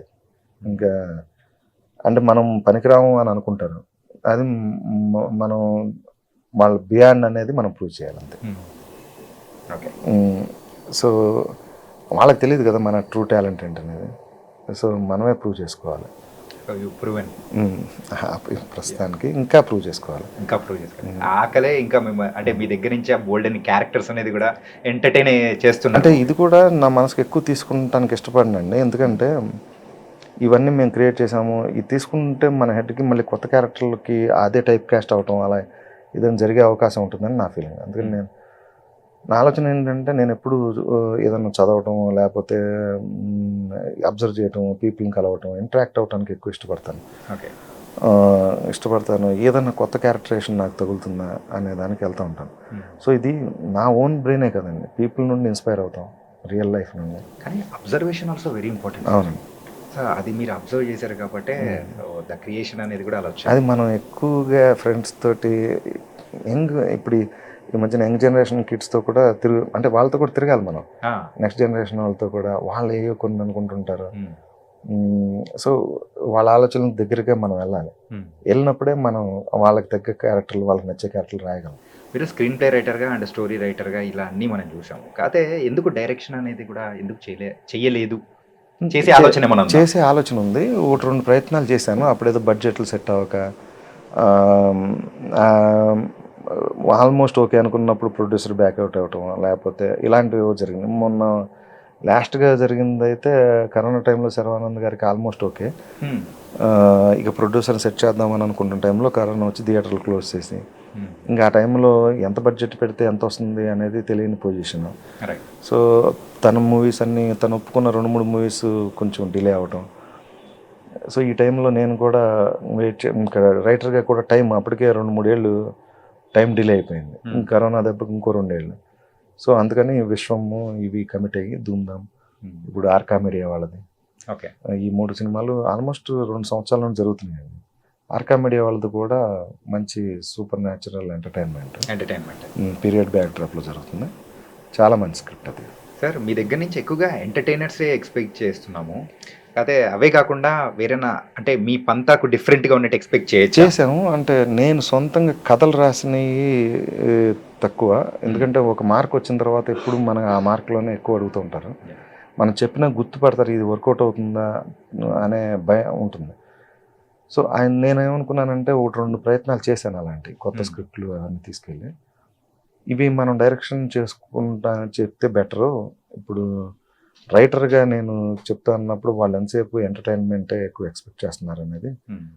ఎన్ని చెప్పినా కూడా నా క్లోజ్ ఫ్రెండ్స్ సినిమా తీద్దాం, నువ్వు ఏదైనా సబ్జెక్ట్ ఉంటే చెప్పు అని వాళ్ళు కూడా వాళ్ళు ఫైనల్గా ఒక 4-5 సబ్జెక్టులు చెప్తే మళ్ళీ ఎంటర్టైన్మెంటే, మరి నీ ఇదే బాగుంటుందిరా అంటే నా దాంట్లో సక్సెస్ అయినా కూడా దీంట్లో కూడా నేను సక్సెస్ అవ్వగలను అనే కాన్ఫిడెన్స్ ఉందండి నాకు. రీసెంట్గా మన నందిని రెడ్డి గారి ఓ బేబీ చేసే అవకాశం వచ్చింది. ఆ సినిమాకి యాక్చువల్గా కొరియన్ రీమేక్, దాన్ని కొంచెం తెలుగు మార్పులు చెరుపులకి నన్ను అప్రోచ్ అయ్యారు. అది ఒక కొత్త ఎక్స్పీరియన్స్, ఎందుకంటే దాంట్లో కామెడీ మీద నన్ను అడగకుండా story strength, screen play strength మీద వర్క్ చేయడం కోసం అడిగారు. ఎమోషన్స్ మీద. నేను యాక్చువల్గా సంతోషం సినిమా అప్పుడు అదేమి కామెడీ సినిమా కాదు కదండి, ఫీల్ ఓరియంటెడ్ సినిమా. అలా చేస్తాం వచ్చిన అవకాశాలను బట్టండి. మనకి మార్క్ వచ్చినప్పుడు దాన్ని వ్యతిరేకించి నేను ఫోర్స్డ్గా బ్రేకప్ చేసుకుంటాను వెళ్ళటం కరెక్ట్ కాదు కదా. సో అవకాశాన్ని బట్టి వెళ్దాము అనేది. ఇప్పుడు నేను యాక్చువల్ డైరెక్షన్ కోసం వేసుకున్న స్క్రిప్ట్ కూడా మంచి ఫీల్ బేస్డ్ ఉంది, ఎమోషన్ ఫీల్ ఇవన్నీ ఉంటాయి. సో అది ప్రూవ్ అయిన రోజున నన్ను మళ్ళీ అందరూ అదే అడుగుతారేమో తెలియదు. మీరు ఫస్ట్ తీసుకున్న రెమ్యునరేషన్ అంటే ఏ మూవీకి తీసుకున్నారు, అంటే ఎంత అని ఏమన్నా? అసిస్టెంట్ డైరెక్టర్గా నాకు మోహన్ బాబు గారి సినిమా చేస్తున్నప్పుడు నీకు ఈ సినిమాకి ఏమేమి ఉన్నాయో 8 మంది ఉన్నారు అని చెప్పారు. ఓకే అని ఒకరోజు షూటింగ్ జరుగుతుంటే అతను ఎలా వస్తున్నాడు అన్నాడు. తనే ఆటోలో వస్తున్నాడండి అని అంటే, తనకి దారి ఖర్చులకు ఒక 500 రూపాయలు ఇవ్వు ఎవ్రీడే అని అన్నారు. అలా ఫస్ట్ డే వెళ్ళిపోతే ఏమో ఎట్రా అని చెప్పి 500 క్యాషియర్ ఇచ్చాడు. యమజాతకుడు అన్న 500 ఇచ్చాడు. అంటే ఆయన చెప్పాడు ముందే, నాకు 8 మంది ఉన్నారు, నాకు బడ్జెట్లో ఇంకా ఇవ్వలేను. కానీ అదే ఆయన సినిమా అయిపోయిన తర్వాత అందరికీ పేమెంట్లు ఇస్తూ గోపిమోహన్కి కూడా ఇవ్వు అని చెప్పి ఒక అమౌంట్ రాశారు. యాక్చువల్గా దాని ముందు సినిమా అయిపోయింది, కేరళలో ఫిలిం ఫెస్టివల్ జరుగుతుంది, వెళ్ళాలి, ఒక 2000 ఉంటే ఏదో రకంగా వెళ్ళొచ్చు, ఎవరిని అడగాలి అనే టైప్లో తిరుగుతున్నాను అనమాట. కరెక్ట్గా రోడ్డు మీద వెళ్తున్నాను, ఎవరో ఫ్రెండ్ దగ్గరికి వెళ్తుంటే వాళ్ళ వెహికల్ వచ్చి ఆగి, ఏంటంటే మీరు మీకోసం చెక్ రాసి తీసుకెళ్ళవేంటండి, నాకెందుకు రాస్తారని చెక్ అని అంటే, రా ఆఫీస్ రాశారు సార్ అని చెప్పి వెళ్ళి చూస్తే ఒక 5000 రూపాయలు చెక్ ఇచ్చారు. అసలు మన ఫెస్టివల్కి ఇంకా ఎంజాయ్ చేయొచ్చు అని చెప్పి అక్కడ నుండి కేరళ ఫిలిం ఫెస్టివల్కి వెళ్ళి చూసి, అది నాకు మోస్ట్ మెమరబుల్గా ఉంటుంది. అదే కంపెనీలో పెద్ద అమౌంట్లు కూడా తీసుకున్నాను, సేమ్ కంపెనీలో అక్కడ స్టార్ట్ అయ్యి. అది మాత్రం ఎప్పుడు మెమరబుల్ 500. అలాగే మీరు ఇండస్ట్రీలోనే మీ గురించి మేము వినింది ఏంటంటే, సో చాలా మొహమాటస్తురు అండ్ పెద్దగా కూడా మాట్లాడరు, చాలా సౌమ్యుడు. ఇలా నేచర్ ఉన్నప్పుడు సో ఎన్నో అంటే డబ్బులు అడగాలన్నా కానీ కొన్ని చోట్ల వదులుకున్న సందర్భాలు ఏమన్నా ఉన్నాయా? అంటే డబ్బుల్లో సౌమ్యత లేదు, డబ్బులు అడగటంలో అంటే మన పని చూసినప్పుడు అవతల వాళ్ళు కూడా ఇవ్వాలని అనిపిస్తుంది కదా. మనం కష్టపడుతున్నాం, రోజు సినిమా స్టార్ట్ నుండి ఫినిష్ వరకు ఉంటున్నాం అని అన్నప్పుడు వాళ్ళ చాలా తక్కువ ఎక్స్పీరియన్స్లు అండి ఎగ్గొట్టింది. మోస్ట్లీ ఇచ్చారు. అంటే బయటికి చూడడానికి ఏమో చాలా సౌమ్యుడిగా, చాలా కూల్ పర్సన్‌గా ఉంటారు. కానీ ఆ పెన్ను పెట్టి రాసేటప్పుడు మాత్రం పేల్చడాలు గాని అది ఎలా వస్తది? దానికి దీనికి సంబంధం ఉండదండి. ఇప్పుడు సీన్ గారు కానీ మేము కానీ అంటే సీన్ గారిలో సెల్ఫ్గా సెటైర్ ఎక్కువ ఉంటుంది. ఆయన మామూలుగా క్లోజ్ పర్సన్స్ దగ్గర ఓపెన్ అయిపోయి సెటైర్ వేస్తూ ఉంటారు బాగా. మామూలుగా ఉన్నప్పుడు మీరు చూస్తే చాలా రిజర్వ్డ్గా ఉంటారు ఆయన. అది పక్కన మేము కలిసినప్పుడు చాలా సరదాగా ఉంటాం. అంటే క్లోజ్ ఫ్రెండ్స్ దగ్గర పబ్లిక్లో ఉన్నాం కానీ మామూలు బయట చాలా క్లోజ్గా సరదాగా జోకులు వేసుకుంటూ అందరి గురించి సెటైర్లు మాట్లాడుకుంటూ అన్నీ ఉంటాయి రోజు పొద్దున్న. లేకపోతే మనకి ఎనర్జీ ఉండాలి కదా. కరెక్ట్. నేను కోనా గారు మేమందరం కూడా బాగా ఫన్ ఎంజాయ్ చేస్తాం బేసిక్గా. అంటే సో అన్ని సంవత్సరాల ట్రావెల్ కాబట్టి ఖచ్చితంగా మంచి బాండింగ్ అనేది. ఇప్పుడు కూడా కలిస్తే ఎప్పుడైనా ఈవినింగ్ పూట్లకి సరదా కూర్చుని అవి మాట్లాడుకుంటూ బేసిక్ హ్యూమర్ ఉండాలి మనం బాడీ లాంగ్వేజ్లో ఉంటే అది ఆటోమేటిక్గా వస్తుంది. అంటే నేను కొంచెం కథల మీద స్క్రీన్ ప్లేల మీద ఎక్కువ కాబట్టి నేను ఆ ఆలోచన కూడా ఎంతసేపు నెక్స్ట్ సినిమా ఎలా చేయాలి, ఏంటి, ఏం క్యారెక్టర్ చేస్తే బాగుంటుంది, ఇది ఎలా డిజైన్ అయితే బాగుంటుంది, కొంచెం ఆ సీరియస్ థింకర్ నోట్ వస్తుంది అప్పుడప్పుడు. ఇంట్లో భోజనం ముందు కూడా కూర్చొని ఇట్లా ఆలోచిస్తూ వదిన గారు తినండి అనే సందర్భాలు ఏమైనా ఉన్నాయా? అలాంటి కోకొల్లలో. అమ్మో. ఓకే. అంటే నేనేమంటానంటే ఇప్పుడు మా వైఫ్ తోటి నువ్వు ఎవరన్నా ఉద్యోగస్తుని పెళ్లి చేసుకుంటే పొద్దున్న లెగిస్తే వెళ్ళిపోయి మళ్ళీ ఎప్పుడో ఈవినింగ్ ఎప్పుడు వస్తాడు. నేను అట్లీస్ట్ నీ కళ్ళ ముందు తిరుగుతున్నాను. మోస్ట్ ఆఫ్ ది టైం ఇంట్లోనే ఉంటూ ఆలోచిస్తూ ఉంటాం. నాకు కింద ఒక ఆఫీస్ ఉంది. సో ఆలోచిస్తూ ఉంటాం కానీ వాళ్ళు ఏదో చెప్తూ ఉంటారు, నేనేదో ఆలోచనలో ఉంటాను. ఆలోచనలో ఉంటుంటాను, లేకపోతే ఫోన్లో ఏదో చూస్తూ ఉంటాం. ఏంటి నువ్వు ఉన్న ప్రెజెన్స్లో ఉన్నట్టు కాదు, నేను ఇప్పుడు ఇది నా వర్కింగ్ టైం. నేను ఇప్పుడు నెక్స్ట్ మధ్యాహ్నం 4 o'clock రమ్మన్నారు సిట్టింగ్కి. నేనేం చెప్పాలని ఆలోచిస్తున్నాను. అలా చిన్ని గొడవలు అయితే జరిగాయి అనమాట. ఇట్లాంటి గొడవలు ఏం లేదు అసలు మా ఇంట్లో చాలా కోఆపరేటివ్గా ఉంటారు. సో గొడవలలాగా ఏముండదు. అంటే love marriage, arrange marriage? Arranged marriage, but love చేసే చేసుకున్నాం. అంటే ఇష్టపడే చేసుకున్నాం. ఇట్లా పెళ్లి సంబంధం పెళ్లి చూపులకు వెళ్ళినప్పుడు అది అనుకోకుండా జరిగిందండి. బట్ నేను వీళ్ళు అంటే నాకు పూర్తిగా అండర్స్టాండ్ అయిన తర్వాత చేసుకున్నాను. ఒక 6-7 నెలల తర్వాత అలా పెట్టుకుని తర్వాత బాగా ఇద్దరం అండర్స్టాండింగ్ వచ్చింది. అలాగే తర్వాత చేసుకున్నాం. Kids sir? 3 పిల్లలండి. 2 ఆడపిల్లలు, ఒక బాబు. 1 year old, 1.5 year old. So ఈ గత టైం అంతా కూడా తనతోనే ఎంజాయ్ చేస్తాం. మా ఫ్యామిలీ టోటల్గా ఈ న్యూ కిడ్ తోటే ఫుల్ టైం పాస్ అయిపోతుంది. జామ్ ప్యాక్ అయిపోయింది. Nice sir. అండ్ మీరు ఇప్పటి వరకు సో ఇండస్ట్రీలో మీరు సంపాదించింది ఎంత అనుకోవచ్చు? మీరు హ్యాపీగా ఉన్నంతగా? అంటే డబ్బులు పరంగా అబ్బే లేదా సార్? ఇంకా సంబంధించి అంటే రైటింగ్ మెంటాలిటీలో ఉండే వాళ్ళకి అటు సైడ్ ఎకనామిక్స్ సైడ్ వెళ్తే అంటే తీసుకోవాలి, మనం బతుకుతూ ఉంటాం, ఏదో మినిమం అసెట్ కొనుక్కోవాలి, ఇలా ఉండదు. కానీ ఇప్పుడు ఇక్కడ నుండి సంపాదించే దాన్ని అసెట్స్ కింద అంటే నేను ఒక ఇల్లు కొనుక్కున్నాను, కంఫర్టబుల్గా ఉంది ప్రజెంట్. కానీ ఇంకా పిల్లలు పెరుగుతున్నారు కాబట్టి వాళ్ళకి సరిపడా ఉండే లగ్జరీని నేను అరేంజ్ చేసుకోవాలి. ఇప్పుడు డైరెక్టర్ అయ్యి సేవ్ చేసుకుని వచ్చిన మనీని వేస్ట్ చేయకుండా చూడాలనేది నా ఆలోచన.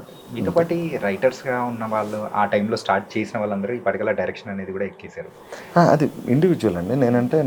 నేను మా ఇంట్లో ₹1 తీసుకోకుండా వచ్చాను.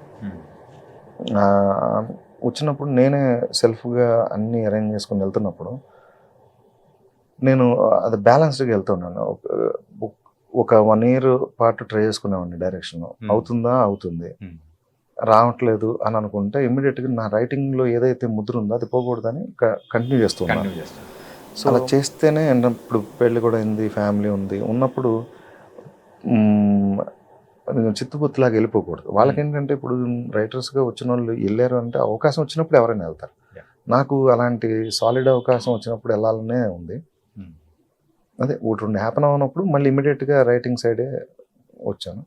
ఈసారి ఇప్పుడు అంటే ఎలాగైనా చేయాలనే మూడ్లో ఉన్నాను. అయితే అంటే కరోనా టైం అప్పుడే బాగా హోంవర్క్ చేశాను. అంటే డైరెక్షన్ చేయడానికి కొత్త ఎలా చేయాలి, టెక్నిక్స్ నేను ఎలా విజువల్గా చెప్పాలి. యాక్చువల్గా మీరు మంచి విజువల్ థింగ్ని చూస్తారు నా సినిమాలో పర్టికులర్. అంటే ఇప్పుడు మీరంతా మాట్లాడుతుంది రైటింగ్, క్యారెక్టర్స్ ఇట్లా కదా. నా సినిమాలో విజువల్గా కూడా బాగుండేటట్టుగా, నాకు సినిమాటోగ్రఫీ మీద ఆర్ట్ మీద వీటి మీద అవగాహన ఉంది. అంటే నేను most of the time writing కానప్పుడు అంతా ఇక ఆ పని మీద ఉండేవాడిని. ఇంట్లో కూర్చుని దాన్ని స్టడీ చేయటం, పుస్తకాలు చదవటం, అలాగే సినిమాలు ఎక్కువ చూస్తానండి. విపరీతంగా అన్ని వరల్డ్ వైడ్గా అన్ని చూస్తాను. ఏదో పెద్దగానే ప్లాన్ చేశారు సార్?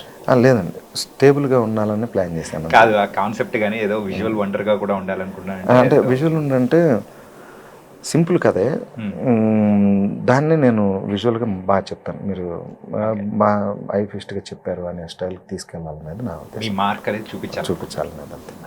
రవితేజ గారితో మీరు చాలా మూవీస్ అనేది కూడా చేశారు. 2-3 సినిమాలు చేశాను.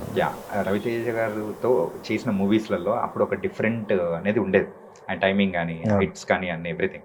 కాకపోతే ఈ రీసెంట్గా వస్తున్న రవితేజ గారి మూవీస్లో మిస్ అవుతుంది ఏమనుకోవచ్చు? ఏం లేదండి, ఆయన కూడా మారుతున్న ట్రెండ్కి తగ్గట్టుగా కొన్ని కొత్తగా చేయాలనే ప్రయత్నం చేస్తున్నారు. అది అందరూ చేయాలి, ఆయన చేశారు కొన్ని. అంటే ఆయన ఇమేజ్ చాలా స్ట్రాంగ్గా ఉంది. ఆయన మంచి కామెడీ పండిస్తారు, ఆయన ఎనర్జీ బాగుంటుంది, అది ఎక్కువ ఉంది. ఇప్పుడు ఒక బల్బ్ సినిమా చూసినా, ఒక క్రాక్ సినిమా చూసినా, కృష్ణ, ఆయన పాత్ర ఈడియట్, అమ్మనాన్న తమిళ అమ్మాయి, వెంకీ, దుబాయ్ సీను, వీటన్నిటిలోనూ ఎనర్జీ ఉంటుంది. ధమాకా రీసెంట్గా వచ్చింది, దాంట్లో ఆ ఎనర్జీని కోరుకుంటున్నారు. వింటేజ్ రవితేజని కోరుకుంటున్నారు. ఇప్పుడు మా సీను గారికి కూడా అదే ప్రాబ్లం, వింటేజ్ సీను వాటిని కోరుకుంటుంటారు అందరూ. అవును సార్, అక్కడ మేము మన ఇంటర్వ్యూ చేసేటప్పుడు కూడా అదే అడిగాం అనమాట, వింటేజ్ సీను వైట్ల గారు ఇస్ బ్యాక్, అదే కావాలి మాకు అని అంటుంటే. నాకేంటంటే సీను గారు రవితేజ కాంబినేషన్ అలరల్గా ఉండేది. అదే అంటే మళ్ళీ ఒకటి ప్రాపర్ది చేస్తే, కొత్త తరహాలో చేస్తే ఎలా ఉంటుంది అనేది ఉంది. ఏమన్నా ఎక్స్పెక్ట్ చేయొచ్చు అలాంటిది? ఈయన టైమింగ్ అంటే ఆయనకి ఇష్టం, ఆయన టైమింగ్ అంటే ఈయనకి ఇష్టం. ఒకటి కుదిరితే, ఒక స్క్రిప్ట్ కుదిరితే చేయాలని. అంటే మాకు చాలా ఫేవరెట్ ఆర్టిస్ట్ ఆయన. అంటే ఏ కథ వేసుకున్నా నా పాయింట్ ఆఫ్ వ్యూలో బిగినింగ్ డేస్లో ప్రతిదీ రవితేజ టైప్లోనే అనుకునేవాడిని రాసుకుంటే. అంటే అప్పుడే ఎనర్జీ, అంటే ఆయన అనగానే స్క్రిప్ట్లోనే ఒక ఎనర్జీ వచ్చేస్తూ ఉండేది. మాకు చాలా ఇష్టం ఆయన టైమింగ్. అది ఏదైనా సినిమా చూసింగానే ఫస్ట్ మెసేజ్ పెట్టేస్తాను, నాకు నచ్చింది అని చెప్పి. చాలా ఫ్రెండ్లీగా ఉంటారు ఆయన. సో యాజ్ ఎ రైటర్గా రీసెంట్గా వచ్చిన మూవీస్లలో ఒక మూవీ ఆడియన్గా కానీ యాజ్ ఎ రైటర్గా కానీ మీకు బాగా నచ్చిన మూవీ ఏంటి సార్? బేసిక్గా అండి, ఎప్పుడు మనం ఎలాంటి సినిమాలు చేసినా కూడా గుడ్ సినిమా ఏదైనా వచ్చిందన్నప్పుడు మనం డెఫినెట్గా అప్రిషియేట్ చేస్తాం. అంటే మనం ఇది నిజంగా వాళ్ళు బాగా చేశారు అని. సీతారాము అలాగా నాకు చాలా ఎక్సలెంట్గా అనిపించింది. అలాగే మనం సినిమా నాకు బాగా నచ్చింది, నాగార్జున గారు 3 జనరేషన్. ఊపిరి సినిమా బాగా నచ్చింది. అలాగే మంచి సినిమాలు ఈ మధ్యకాలం శ్యామ్ సింగ్ రాయ్, తర్వాత జెర్సీ, మహానటి, ఇలాంటి సినిమాలు అంటే అవి కాన్సెప్ట్ యూనిక్గా కొత్తగా ఉంటున్నాయి, రెగ్యులర్గా ఉండవు, run of a mill stuff కాదు. సో అవి చూసినప్పుడు చాలా కొత్తగా తీశారు, బాగుంటుంది. అంటే దానికి ఒక స్టైల్ ఆఫ్ ఇది ఉంది. అంటే మాకు ఒక స్టైల్లో వచ్చాం కాబట్టి మేము ఇట్లా వెళ్తూ ఉన్నాం. వాళ్ళు చేసినప్పుడు మాకు అవి కొత్తగా ఎనర్జీ ఇస్తూ ఉంటాయి చూసినప్పుడు. చాలా కొత్తగా తీశారు, బాగా తీశారు అని అట్లా నా ఫేవరెట్స్ అండి. Wonderful sir. దానికైతే ఒక పక్క మీ ఒక రైటింగ్ అనేది కూడా చూపిస్తూ అండ్ ప్రజెంట్ జనరేషన్ని కూడా మీరు అప్రిషియేట్ చేస్తూ ముందుకెళ్తూ అది కూడా నేర్చుకుంటూ కూడా వెళ్తున్నారు చూసారా.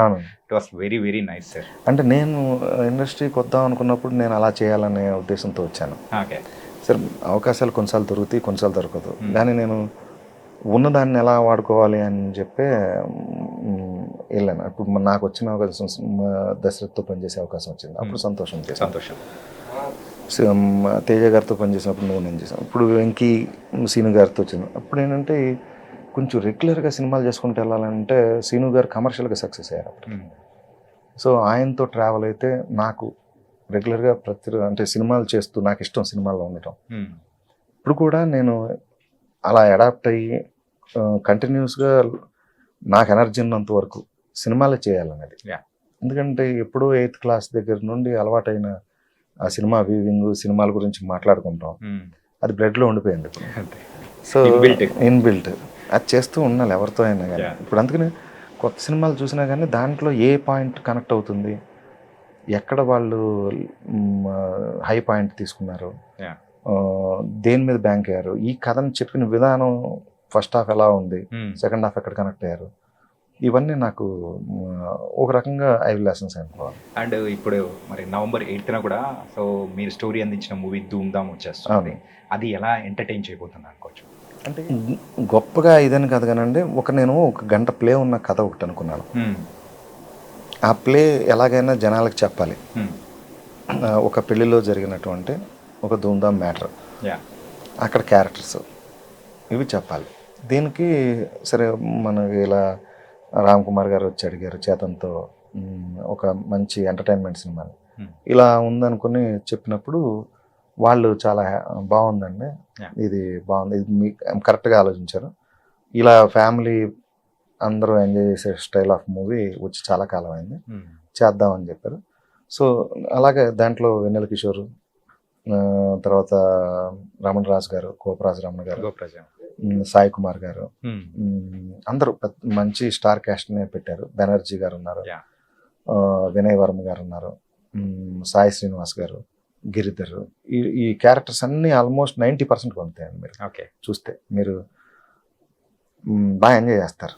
ఒక పెళ్లిలో మనమైతే అంటే ఎలాంటి క్యారెక్టర్స్ ని మనమైతే చూసి ఎంజాయ్ చేస్తామో అంటే పెళ్ళికి ఆ ప్రాసెస్ లో జరిగే ఇదనమాట. ప్రాసెస్లో అంటే ఇప్పుడు అన్ని మెహందీ ఫంక్షన్ అని, సంగీత్ అని, డెస్టినేషన్ వెడ్డింగ్లు అని ఇలా అంటున్నారు కదా. సో అట్లా ఒక రిసార్ట్లో వెడ్డింగ్కి వెళ్ళిన ఒక బ్యాచ్, దాని మధ్య జరిగిన ఈవెంట్లు ఎక్కడ గ్యాప్ లేకుండా నాన్ స్టాప్గా వెన్నెల కిషోర్ ఎంట్రీ దగ్గర నుండి అయితే అసలు ఫుల్ హిలేరియస్గా ఉంటుంది. ఆ సిచ్యువేషన్స్ అన్నీ అలా కుదిరినాయి. అంటే ప్రీమియర్స్ చేస్తే కూడా మంచి రెస్పాన్స్ అనేది, చాలా మంచి రెస్పాన్స్. ఫ్యామిలీస్ బాగా, లేడీస్ అంత నవ్వటం నేను ఎప్పుడు చూడలేదు. చాలా ఎంజాయ్ చేసాం. విజయవాడలో మొన్న వేసినప్పుడు అందరూ చాలా వైల్డ్, అంటే కొన్ని పర్టికులర్ ఎలా ఉంటుందంటేనండి, డైలాగ్తో కాకుండా వీడిని చూసినప్పుడు ఒక రియాక్షన్ ఇవ్వాలి, ఆ రియాక్షన్కి థియేటర్ అంతా గొల్లు మనాలి. దాన్ని నేను ఒక ఎక్స్పెరిమెంట్ లాగా చేశాను, అంటే కామెడీలో. అది బాగా వైల్డ్ రియాక్షన్ వచ్చిందండి థియేటర్, అది హ్యాపీగా అనిపించింది. అదే ఇప్పుడు కొత్త హీరో కాబట్టి కలెక్షన్స్ ఎలా ఉంటుంది, కొంచెం క్రౌడ్స్ కనుక సినిమాకి వచ్చారు అని అంటే భయంకరంగా ఎంజాయ్ చేస్తారండి. అది ఒక ఫుల్ మీల్స్ పెట్టి పంపించారు.